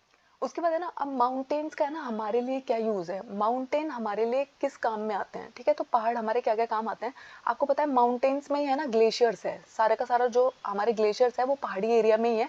तो पहली बात तो वो स्टोर हाउस ऑफ वाटर है, ठीक है। तो हमारी जो सारी नदियां निकल के आती है वो ग्लेशियर से निकल के आती है। उसके बाद ना जब नदियां वहां से गिर रही होती है, इतनी पहाड़ी से गिर रही होती है, तो हम क्या करते हैं उसके नीचे टरबाइंस लगा देते हैं, और हम है ना हाइड्रो इलेक्ट्रिसिटी यानी कि पानी का इस्तेमाल करके जब हम बिजली बनाते हैं, और जिस पानी को है ना हम सिंचाई करने के लिए यूज करेंगे, ठीक है, इलेक्ट्रिसिटी बनाने के लिए यूज करेंगे, इन पर्पस के लिए जब हम यूज करेंगे तो इसकी वजह से भी हम क्या यूज करते हैं, पहाड़ का यूज हो रहा है ना इसमें भी। उसके बाद है ना जो रिवर वैलीज होती है वो है ना कल्टीवेशन ऑफ क्रॉप यानी कि फसल उगाने के लिए भी बहुत ही अच्छी होती है। उसके बाद है ना माउंटेन्स में आपको बहुत ही फ्लोरा एंड फौना देखने को मिलता है। अब फ्लोरा का मतलब क्या होता है और फौना का मतलब क्या होता है। फ्लोरा का मतलब होता है वहाँ पे जितने भी पेड़ पौधे आपको देखने को मिलता है, फौना का मतलब होता है जितने भी एनिमल्स वहाँ पर देखने को मिलते हैं। तो आप अगर कभी भी माउंटेन रीजन में घूमने गए, आपने देखा ना वहाँ पे फॉरेस्ट ही फॉरेस्ट होता है, जंगल ही जंगल होते हैं, ठीक है। अब जंगल है तो वहाँ पे बहुत सारे एनिमल्स भी रहेंगे, बहुत सारे प्लांट्स भी रहेंगे, तो फ्लोरा एंड फौना में बहुत ही रिच होते हैं वो, ठीक है। अब हमें फॉरेस्ट से क्या क्या मिलता है, अब हमें वहाँ से फ्यूल मिलता है, फॉडर यानी कि अपने जानवरों को चराने के लिए चारा मिलता है, ठीक है, शेल्टर मिलता है, ठीक है। और वहाँ से ना हम कुछ बहुत सारे यूजफुल प्रोडक्ट्स भी लेते हैं ना, जैसे गम, रेजिन्स, ठीक है। उसके अलावा ना पहाड़ी में घूमने का, बहुत सारे लोगों को पहाड़ों में घूमने का शौक होता है ना, तो टूरिज्म भी होता है। टूरिज्म का मतलब है कि सरकार को है ना बहुत सारा पैसा मिलता है टूरिज्म करने से। अब सोचो आप है ना दिल्ली में रहते हो, और जब दिल्ली में बहुत ज़्यादा गर्मी पड़ रही है तो आप मनाली घूमने चले गए, आप पहाड़ी रीजन में घूमने चले गए, तो गवर्नमेंट को बहुत सारा रेवेन्यू उसकी वजह से जनरेट होगा, उस एरिया में रहने वाले लोगों को बहुत सारा रेवेन्यू जनरेट होगा, ठीक है, बहुत सारे पैसे वो कमा पाएंगे और अपना लाइफ चला पाएंगे। उसके बाद आते हैं प्लेटूज यानी कि पठार। तो प्लेटू जो होते हैं ये भी एलिवेटेड फ्लैट लैंड है। एलिवेटेड फ्लैट लैंड का मतलब है ये भी यानी कि उठे हुए हैं, ठीक है, जमीन से ऊपर उठे हुए हैं, लेकिन जैसे आप पहाड़ को देखते हैं ना और उसकी एक कोनिकल शेप होती है, ठीक है, वहाँ पे ना एक ट्रायंगल जैसा शेप दिख रहा होगा, लेकिन पठार पे ऐसा नहीं होता है। पठार पे ना फ्लैट एरिया होगा, यानी कि वो ऊंचा उठा हुआ एरिया लेकिन वो फ्लैट है, ठीक है। तो इसकी जो ऊंचाई होगी वो वाला एरिया होगा, वो टेबल होगा, मतलब फ्लैट टेबल होगा, उस पर ना आप आराम से चल सकते हो, ठीक है। उसके बाद क्या होगा, फ्लैटू जो होता है हमारा, इसके कुछ एग्जांपल्स क्या है, तो आपने दक्षिण के पठार का नाम सुना होगा जिसको हम डेक्कन प्लेटू बुलाते हैं, ये ना सबसे ओल्डेस्ट प्लेटू है इंडिया का, ठीक है। उसके बाद है ना ईस्ट अफ्रीका में है बहुत सारे प्लेटू, तंजानिया में, युगांडा में, ठीक है, बहुत सारे प्लेटू है। अब आपको जो अपने एग्जाम के लिए याद रखना है, तो दक्षिण का पठार तो आपको याद रखना ही है। उसके बाद है ना आपको तिब्बत प्लेटू के बारे में क्या याद रखना है, तो दुनिया का जो सबसे ऊंचा पठार है जिसकी हाइट है ना 4000 से लेकर 6000 मीटर तक है, उसका नाम है तिब्बत प्लेटू, ठीक है। तो आपको पता होना चाहिए कि तिब्बत प्लेटू जो है वो दुनिया का सबसे ऊंचा पठार है। अब जो है प्लेटू का हमारे लिए क्या यूज है, पठार का हमारे लिए क्या काम होता है, तो आपको पता है पठारों में है ना बहुत ज्यादा मिनरल डिपॉजिट मिलता है। आप जब भी देखोगे ना बहुत सारे एरिया में ना कोल निकल रहा होता है, गोल्ड निकल रहा होता है, डायमंड निकल रहा होता है, तो वो मोस्टली है ना पठार वाले एरिया में निकल रहा होता है। तो अब यहाँ पे है ना कुछ एग्जाम्पल दिए हुए हैं, आपको ये याद रखने हैं।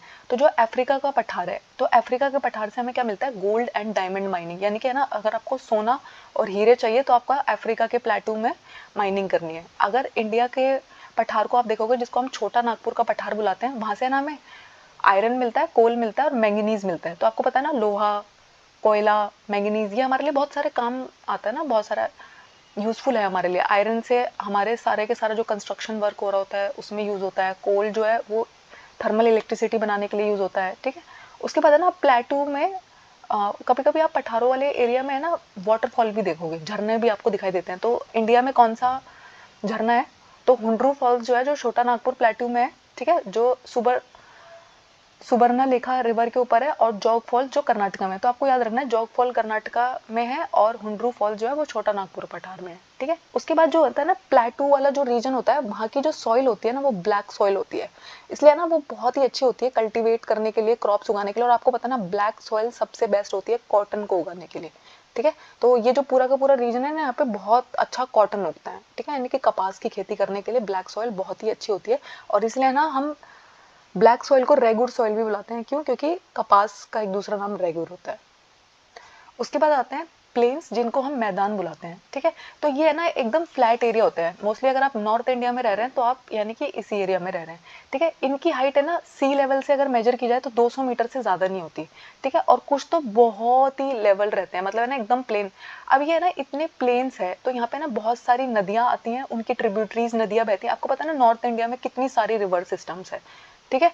और उसकी वजह से क्या होता है, बहुत सारा इरोडेड मटेरियल ये अपने साथ लेके चली जाती है। मैंने बताया ना जब पानी नदियां बह के आ रही होती है अपने साथ बहुत सारे पत्थर लेके आ रहे होते हैं, वो पार्ट टूटते जा रहे हैं टूटते जा रहे हैं और मैदानी एरिया में जाके उसे छोड़ देती है।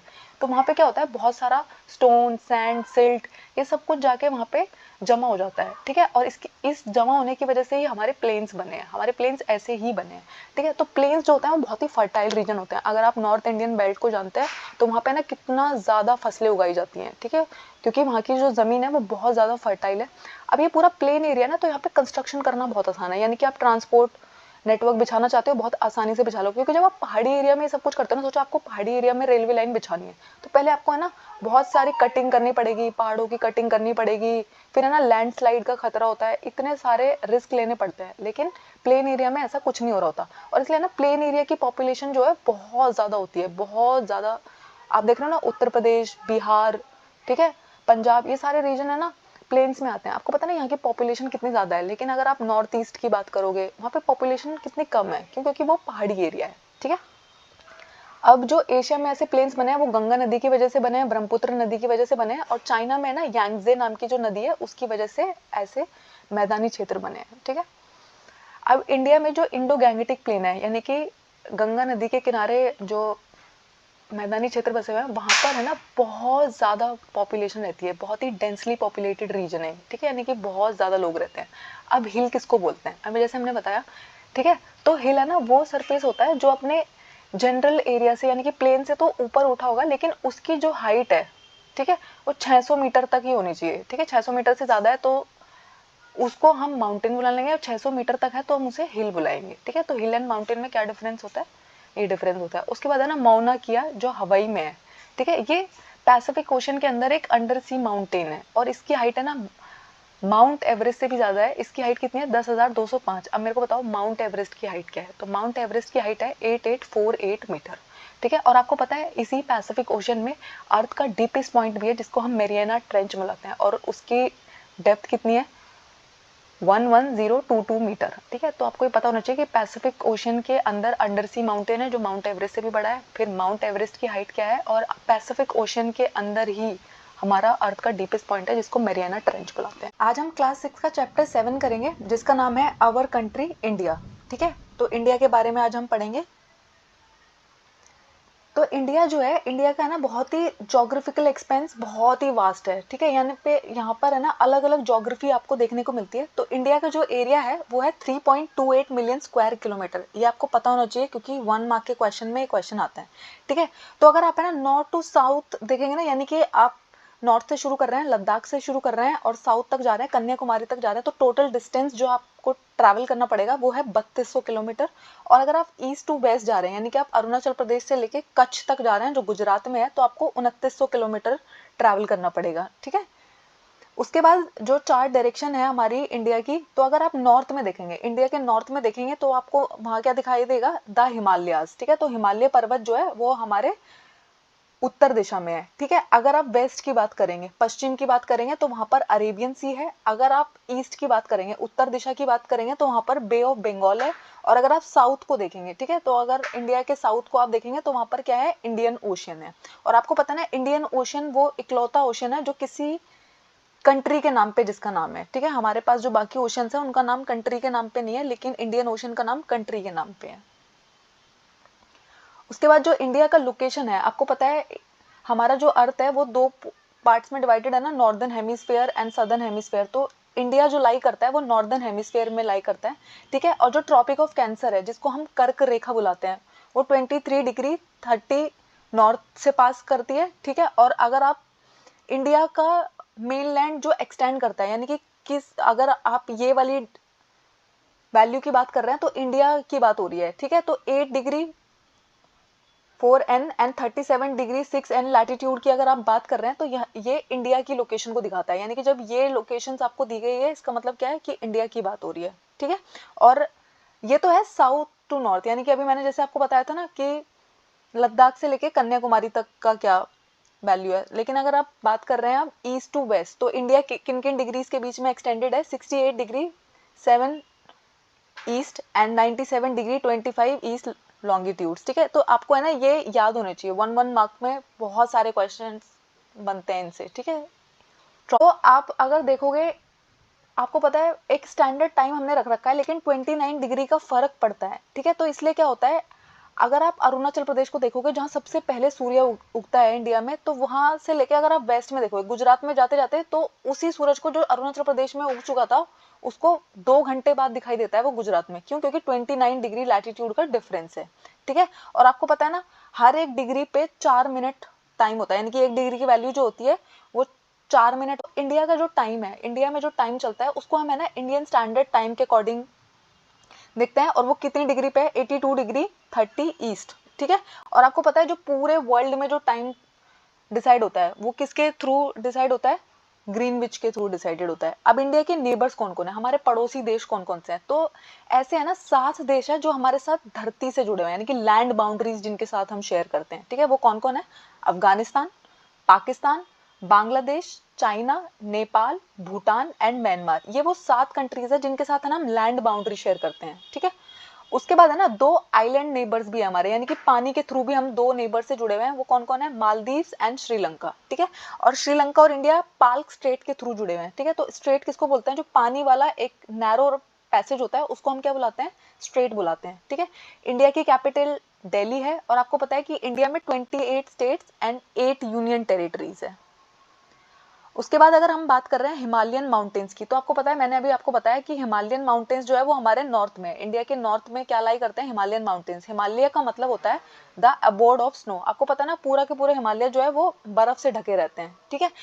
अब हिमालयंस जो रेंज है वो भी है ना 3 पार्ट्स में डिवाइडेड है। फर्स्ट है ग्रेट हिमालय जिसको हिमाद्री भी बुलाते हैं, फिर है मिडिल हिमालय जिनको हिमाचल भी कहते हैं, और थर्ड है शिवालिक, ठीक है। तो अगर आप ग्रेट हिमालय या हिमाद्री की बात कर रहे हैं तो यानी कि आप है ना नॉर्दर्न मोस्ट पार्ट की बात कर रहे हैं, ठीक है। और वर्ल्ड की जो हाईएस्ट पीक है वो इस रेंज में लोकेटेड है, ठीक है। मिडिल हिमालय और हिमाचल की अगर आप बात कर रहे हैं तो ये हिमाद्री के साउथ में है, ठीक है। अभी जो हिमाद्री जो नॉर्थन मोस्ट पार्ट था उसके साउथ में क्या है? मिडिल हिमालय। और शिवालिक जो है ये सदर्न मोस्ट रेंज है, यानी कि हिमालय के एकदम साउथ में अगर हम देखेंगे तो वहां पे कौन सी रेंज हमें दिखाई देगी? शिवालिक रेंज। उसके बाद आते हैं नॉर्दर्न इंडियन प्लेन्स, ठीक है। तो आपको पता है जो उत्तरी मैदान है, ठीक है, उत्तरी मैदान जो है हमारे, ये है ना हिमालय के साउथ में पड़ते हैं और ये ना बहुत ही लेवल और फ्लैट है, यानी कि आप बिहार की, यूपी की, पंजाब की, हिमाचल की, पंजाब की, इन सारे रीजन्स की जब बात कर रहे हैं तो आप नॉर्दर्न इंडियन प्लेन्स की बात कर रहे हैं, ठीक है। और यहाँ पे क्या है, साउथ में लाई करता है, ठीक है, ये हिमालय के, और ये बहुत ही लेवल और फ्लैट है, इसलिए यहाँ पे ना जो बहुत सारी नदियाँ आती है अपने साथ बहुत सारा डिपॉजिट लेके आती है, वो जब सारा का सारा सॉइल को लाके इन एरिया में बिछा देती है, ऐसे ये एरिया बने हैं और इस वजह से ये एरिया बहुत ही फर्टाइल रीजन है, ठीक है। तो सिंधु नदी, गंगा नदी, ब्रह्मपुत्र नदी, उनकी ट्रिब्यूटरीज यहाँ पे जो सारा रेत लेके आती है, मिट्टी लेके आती है, उसकी वजह से क्या होता है यहाँ पे बहुत ही फर्टाइल लैंड है, और इसकी वजह से ना यहाँ पे बहुत ज्यादा पॉपुलेशन भी रहती है। अब बहुत ज्यादा पॉपुलेशन यहाँ पे क्यों रहती है? आपको पता है कि कोई भी एरिया जब फ्लैट होता है, प्लेन में होता है, तो वहाँ पे है ना खेती करना बहुत आसान है, ट्रांसपोर्ट बिछाना बहुत आसान है, ठीक है, कम्युनिकेशन के वेज बनाना, रोड्स बनाना, एयरपोर्ट्स बनाना, सब कुछ वहाँ पे बनाना, ट्रांसपोर्ट, इंटरस्टेट ट्रांसपोर्ट, ये सब कुछ कितना ईजी हो जाता है, ठीक है। लेकिन अगर आप यही सब चीजें पहाड़ों में करोगे तो वहाँ पे ना बहुत प्रॉब्लम फेस करनी पड़ती है, क्योंकि आपको पहाड़ कट करने पड़ते हैं, लैंडस्लाइड्स आ रहे होते हैं, सुनामी आ रही होती है, ठीक है, बहुत सारी प्रॉब्लम्स फेस करनी पड़ती है। लेकिन जो प्लेन्स एरिया होते हैं उनमें ये सारी प्रॉब्लम्स नहीं आती है, ठीक है। तो गंगा नदी, ब्रह्मपुत्र नदी अपने साथ इतना सारा फर्टाइल रीजन लेके आती है, आपको पता है ना, इसीलिए इस पूरे रीजन में ना बहुत ही अच्छी खेती भी होती है ना। आपको पता है ना, गन्ना उगाया जाता है, चावल उगाया जाता है, गेहूं उगाया जाता है नॉर्दर्न बेल्ट में। उसके बाद अगर आप वेस्टर्न पार्ट की बात करोगे, इंडिया के वेस्ट पार्ट को अगर आप देखोगे तो वहां पर है ना ग्रेट इंडियन डेजर्ट है। अब आपको पता है, ये ऑब्वियसली सी बात है कि डेजर्ट है तो क्या कैसा एरिया होगा? वहां पे बहुत ज्यादा गर्मी पड़ती है, ठीक है, बहुत ज्यादा रेत है वहां पे, ठीक है। और वहां पे ना बहुत ही कम वेजिटेशन है, यानी कि अगर आप प्लांट्स को देखोगे ना तो बहुत ही कम प्लांट्स आपको देखने को मिलेंगे, ठीक है। उसके बाद है ना इंडिया में 2 आइलैंड ग्रुप भी है। कौन कौन से है? एक है लक्षद्वीप और एक है अंडमान एंड निकोबार आइलैंड, ठीक है। तो लक्षद्वीप जो है वो अरेबियन सी में लोकेटेड है, यहाँ पे ना कोरल आइलैंड देखने को मिलते हैं। अब कोरल आइलैंड क्या होते हैं? तो आपको पता है कोरल्स ना वो एनिमल्स होते हैं, ठीक है, ये कॉलोनीज में रहने वाले एनिमल्स हैं जो सी में रह रहे होते हैं। कभी कभी अगर आपने सी को देखा होगा तो बहुत ही सुंदर सुंदर, बहुत ही डिफरेंट डिफरेंट कलर्स के वो जो एनिमल्स हमें दिख रहे होते हैं, जिनकी शेप भी हमें सही से समझ नहीं आ रही होती, वो एक्चुअली क्या होते हैं? कोरल्स होते हैं, ठीक है। और अगर आप अंडमान एंड निकोबार को देखोगे तो वो बे ऑफ बंगाल के साउथ ईस्ट में लोकेटेड है, ठीक है। तो हमारे 2 आइलैंड्स है, ठीक है। हमारे वेस्टर्न पार्ट में ग्रेट इंडियन डेजर्ट है, ठीक है, राजस्थान वाला जो हमारा रीजन है। उसके बाद आता है पेनिनसुलर प्लेटू, ठीक है। तो पेनिनसुला कौन सा रीजन होता है? पेनिनसुलर प्लेटू का मतलब है पठार, ठीक है। पेनिनसुला हम उस रीजन को कहते हैं जो, ये एक तो शेप में कैसा है, जो हमारा पेनिनसुलर प्लेटू है ये कैसी शेप का है? ये ट्रायंगुलर है शेप में। एक तो जो आपका पेनिनसुलर प्लेटू है उसकी शेप है ना ट्रायंगुलर है, ठीक है, एक आपको ट्रायंगल की शेप देखने को मिलती है, ठीक है, जिसको हम त्रिभुज बुलाते हैं, ठीक है। तो जो अरावली हिल्स है, जो आपको पता है ना ओल्डेस्ट रेंज है पूरे वर्ल्ड की, ठीक है, वो इस पूरे एरिया में लाई कर रही होती है। उसके बाद विंध्या और सतपुड़ा की जो पहाड़ियां होती हैं वो भी यहाँ पर लाई करती हैं, और नर्मदा और तापी नदी भी इन्हीं रेंज से गुजरती है, जो है ना वेस्ट फ्लोइंग रिवर है, ठीक है। उसके बाद ये क्या करती है, ये नदियां जाके कहाँ गिर जाती है? अरेबियन सी में गिर जाती है। उसके बाद आता है वेस्टर्न घाट और सह्याद्री बॉर्डर, ठीक है, जिसमें क्या होता है, आपको पता ना हमारे यहाँ पे 2 घाट है, एक है वेस्टर्न घाट और एक ईस्टर्न घाट।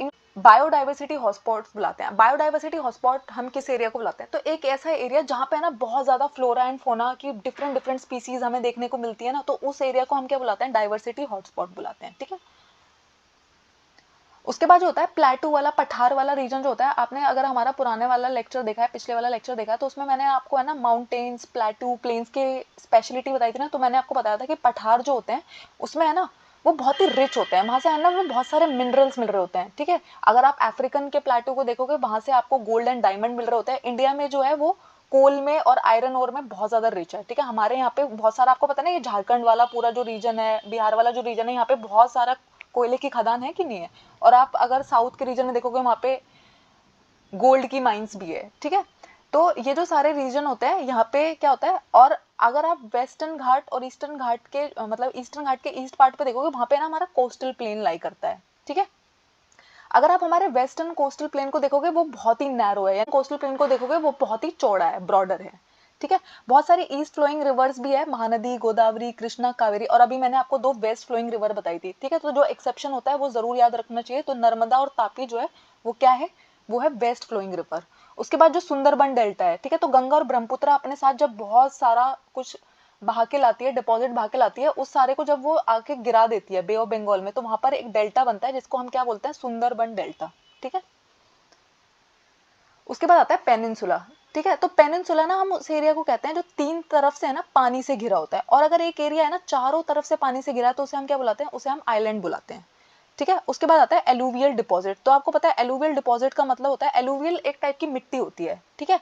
तो ये ना वो मिट्टी होती है जो नदियां अपने साथ बहा के लाई है, और नदियों के किनारे आके ये जो मिट्टी है ये गिर जाती है, इसीलिए जो पूरा का पूरा नॉर्दर्न प्लेन है, तो यहाँ पर कौन सी मिट्टी है? एलुवियल सॉइल है ये, ठीक है। उसके बाद आता है ट्रिब्यूटरी। तो आपको पता है एक मेन रिवर जैसे जा रही है, गंगा जा रही है, अगर उसी रिवर में से निकल के है ना एक दूसरी नदी चल दे देती है तो उसे हम है ना ट्रिब्यूटरी बुलाते हैं। उसके बाद है ना गंगा और ब्रह्मपुत्र जो है वो वर्ल्ड का सबसे लार्जेस्ट डेल्टा, जो सुंदरबन डेल्टा है वो वर्ल्ड का सबसे लार्जेस्ट डेल्टा है, और इस डेल्टा की शेप भी क्या है? ट्रायंगुलर। आपको पता है इंडियन ओशियन की जो शेप है वो भी ट्रायंगुलर है, इंडियन प्लेटू की जो शेप है वो भी ट्रायंगुलर है, और जो सुंदरबन डेल्टा है उसकी शेप भी क्या है? ट्रायंगुलर है, ठीक है। और अब आपको पता है ये जो सारा का सारा एरिया आके रिवर में गिर रहा होता है, ठीक है, तो वहां पर जो पोर्शन होता है ना उसको हम बुलाते हैं माउथ ऑफ द रिवर, ठीक है। तो माउथ ऑफ द रिवर किसको कहते हैं? जहां पे ना रिवर सी में एंटर कर रही होती है उस पॉइंट को हम क्या बुलाते हैं? माउथ ऑफ द रिवर, ठीक है।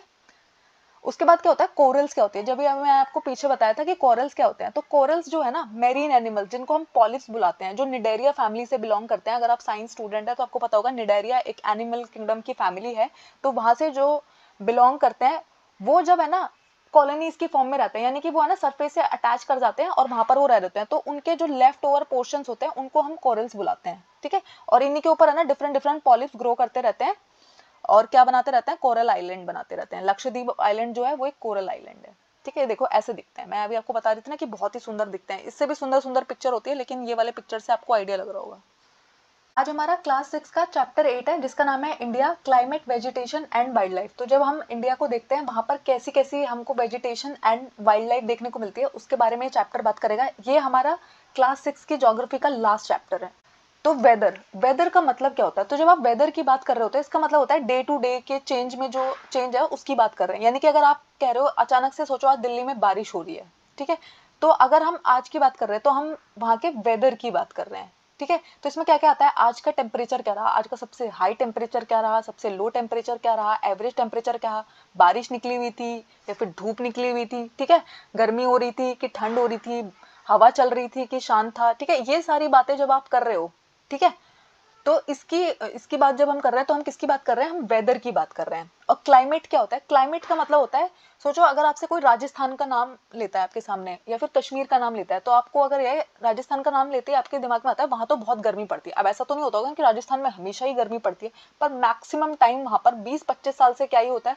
गर्मी पड़ती है। इससे पहले भी वहां गर्मी पड़ती थी, लेकिन जब हम एक 20-25 साल से वहां का वेदर कैसा है उसकी बात कर रहे होते हैं तो उसको हम कहते हैं क्लाइमेट, ठीक है। तो कश्मीर का जब नाम हम सुनते हैं तो हमें लगता है कि यार सर्दियों के कपड़े पैक करने पड़ेंगे क्योंकि वहां तो बर्फ ही पड़ती है, ठीक है।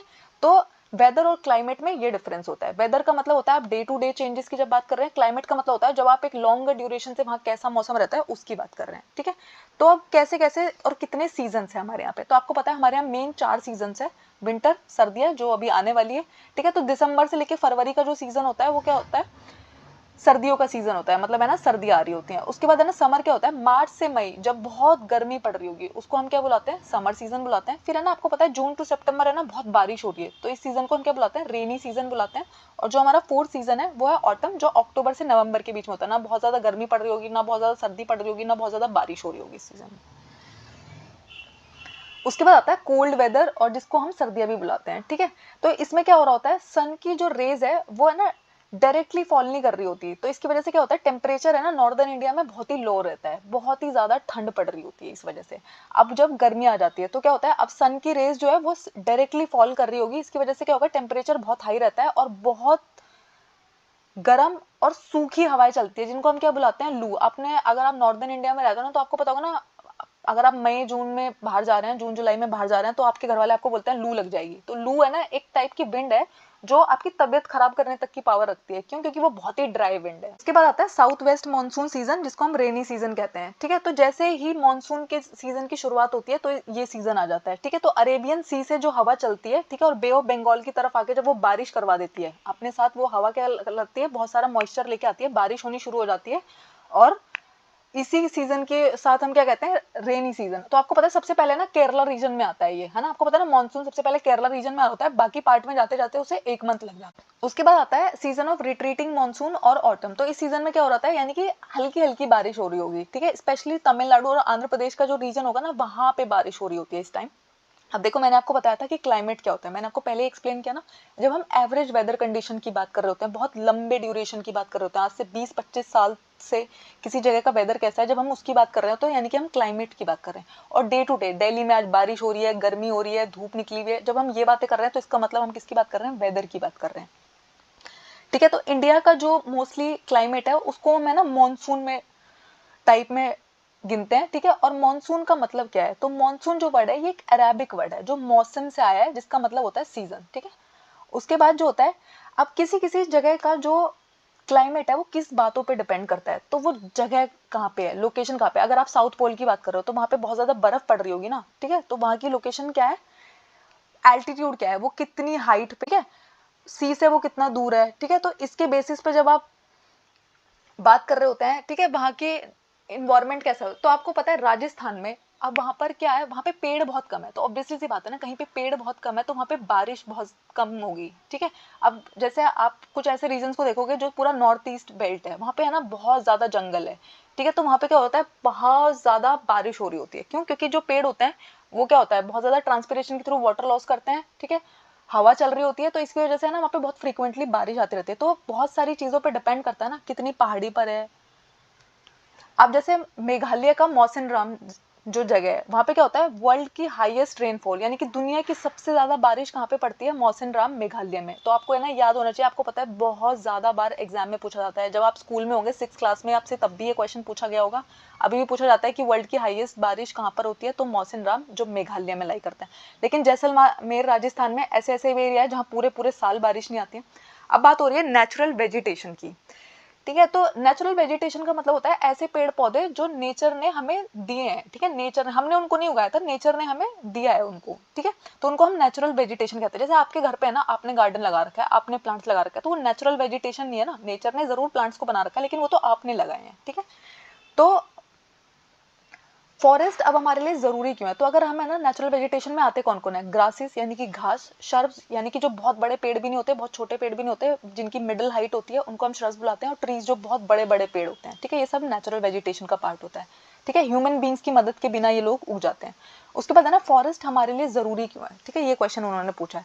तो फॉरेस्ट जो होता है वो हमारे लिए बहुत ही यूजफुल है। क्यों? क्योंकि वो बहुत सारे फंक्शन परफॉर्म करता है। आपको पता है फॉरेस्ट में ना बहुत सारे पेड़ है, पेड़ क्या करते हैं, ऑक्सीजन रिलीज करते हैं। अगर ऑक्सीजन नहीं होगी इस प्लेनेट पे तो हम ब्रीथ कैसे करेंगे, ठीक है। ऊपर से कार्बन डाइऑक्साइड जो हमारे प्लेनेट के लिए बहुत ही नुकसान देती है, उसको वो एब्जॉर्ब कर लेते हैं, ठीक है। उसके बाद क्या करते हैं प्लांट्स, वो है ना सोइल को होल्ड करके रखते हैं। आपको पता है राजस्थान में इतनी रेत क्यों उड़ती है, क्योंकि वहाँ पे प्लांट्स ही बहुत कम है, तो सोइल को होल्ड करने के लिए कोई है ही नहीं, इतने कम प्लांट्स है, वो सोइल को ठीक से होल्ड नहीं कर पाते हैं, ठीक है। तो क्या होता है, सोइल इरोजन इसकी वजह से नहीं होता, यानी कि ना आपको पता है ना रेत तो आराम से इधर से उधर उड़ रहा होता है, ठीक है।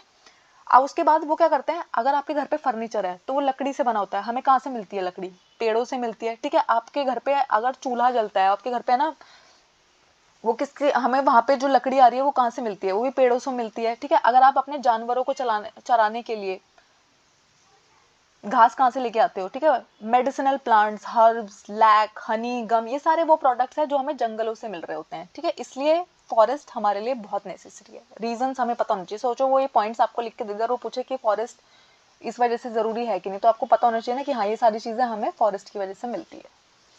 उसके बाद आता है वाइल्ड लाइफ। तो अगर आप है ना जंगलों में गए हो तो ऐसा तो है नहीं वहाँ पे सिर्फ पौधे रहते हैं, वहाँ पे बहुत सारे जानवर भी रहते हैं ना। तो अगर आप टाइगर की बात करोगे, ठीक है, तो टाइगर हमारा नेशनल एनिमल है। तो जो गिर फॉरेस्ट है वहाँ पे ना बहुत सारे एशियाटिक लायंस रहते हैं, ठीक है। उसके बाद है ना एलिफेंट की अगर आप बात करोगे और एक सींग वाले राइनोसेरोस की अगर आप बात करोगे तो वो कहाँ पे मिलते हैं, आपको असम में मिलते हैं, ठीक है। एलिफेंट आपको केरला और कर्नाटका के रीजन में भी मिलते हैं। और अगर आप कैमल की बात कर रहे हो, ठीक है, तो वो आपको ग्रेट इंडियन डेजर्ट यानी कि राजस्थान के रीजन में आपको बहुत सारे मिलेंगे। और आपको पता है ना कि कैमल को रेगिस्तान का जहाज भी कहा जाता है ना। उसके बाद है ना वाइल्ड एस, जंगली गधा, ये आपको कहाँ मिलता है, रण ऑफ कच्छ में देखने को मिलता है, ठीक है। उसके बाद है ना wild goat, snow leopards, bears, ये सारे वो एनिमल्स हैं जो हमको हिमालयन रीजन में देखने को मिलते हैं, ठीक है। तो जैसे अगर आप राजस्थान गए हैं तो आपको वहाँ पे बहुत सारे ऊंट दिखाई देंगे, ठीक है। अगर आप असम गए तो आपको वहाँ पे हाथी और एक सींग वाला गैंडा दिखाई देगा, ठीक है। उसके बाद अगर आप गिर फॉरेस्ट में गए वहाँ पे ना आपको एशियाटिक लायंस दिखाई देंगे, ठीक है। उसके बाद जो होता है हमारे यहाँ पे ना बहुत सारे बर्ड्स भी तो दिखाई देते हैं, एनिमल्स तो है। तो पिकॉक जो है वो हमारा नेशनल बर्ड है। उसके अलावा है ना तोता, ठीक है, कबूतर, मैना, कौवा, बुलबुल, डक्स, ये सारे एनिमल बर्ड्स भी तो है ना हमारे पास, ठीक है।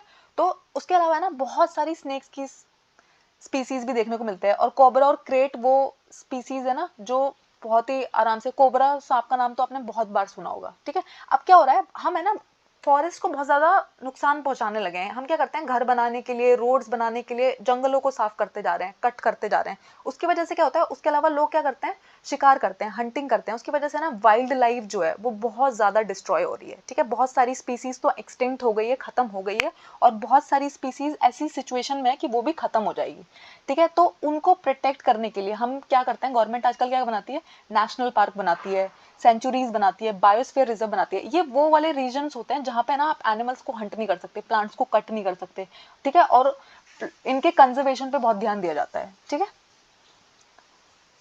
गवर्नमेंट ऑफ इंडिया ने है ना प्रोजेक्ट टाइगर और प्रोजेक्ट एलिफेंट भी स्टार्ट किए थे इन एनिमल्स को प्रोटेक्ट करने। तो आपको पता है एक बार है ना टाइगर की पॉपुलेशन इतनी कम रह गई थी, इतनी कम रह गई थी, तो गवर्नमेंट को है ना प्रोजेक्ट टाइगर लॉन्च करना पड़ा। ऐसे उन्हें एलिफेंट्स की भी बहुत ज्यादा पोचिंग हो रही थी। आपको पता है ना जो एलिफेंट के दांत होते हैं बाहर, जो उसके दो दांत दिख रहे होते हैं जिनको हम टस्क बुलाते हैं इंग्लिश में, उनके लिए ना एनिमल को बहुत ज्यादा हंट किया जा रहा था, एलिफेंट को बहुत ज्यादा हंट किया जा रहा था। तो उसको प्रोटेक्ट करने के लिए भी प्रोजेक्ट एलिफेंट चला गया। अब आते हैं माइग्रेटरी बर्ड्स। माइग्रेटरी बर्ड का मतलब होता है जैसे कोई जगह है वहां पे ना बहुत ज्यादा बर्फ पड़ रही है, ठीक है, मौसम ऐसा हो गया कि वो बर्ड है ना वहाँ पे सर्वाइव नहीं कर पाएगा। तो आपको पता है इंडिया में ना बहुत सारी जगहों पे फ्लेमिंगो, ऑस्प्री, लिटिल स्टिंट, ये सारे लोग क्या करते हैं विंटर सीजन में है ना अपनी कंट्री से वहां से उड़ के क्या करते हैं इंडिया में आ जाते हैं, इंडिया में रह रहे होते हैं बहुत टाइम तक। और जैसे ही उनके यहाँ पे वो अनफेवरेबल सिचुएशन खत्म हो जाती है वे वापस वहां चले जाते हैं। तो इसलिए इनको हम क्या बुलाते हैं, माइग्रेटरी बर्ड। माइग्रेशन का मतलब ये होता है ना कि एक जगह से दूसरी जगह जाना, ठीक है, माइग्रेट करना। Thank you. आई होप आपको इस चैप्टर में कोई डाउट नहीं है। इसके साथ हमारी 6th क्लास की ज्योग्राफी कंप्लीट हो गई है। बाकी क्या है, और अगर आपको कोई भी डाउट है वो मुझसे कमेंट सेक्शन में पूछेंगे।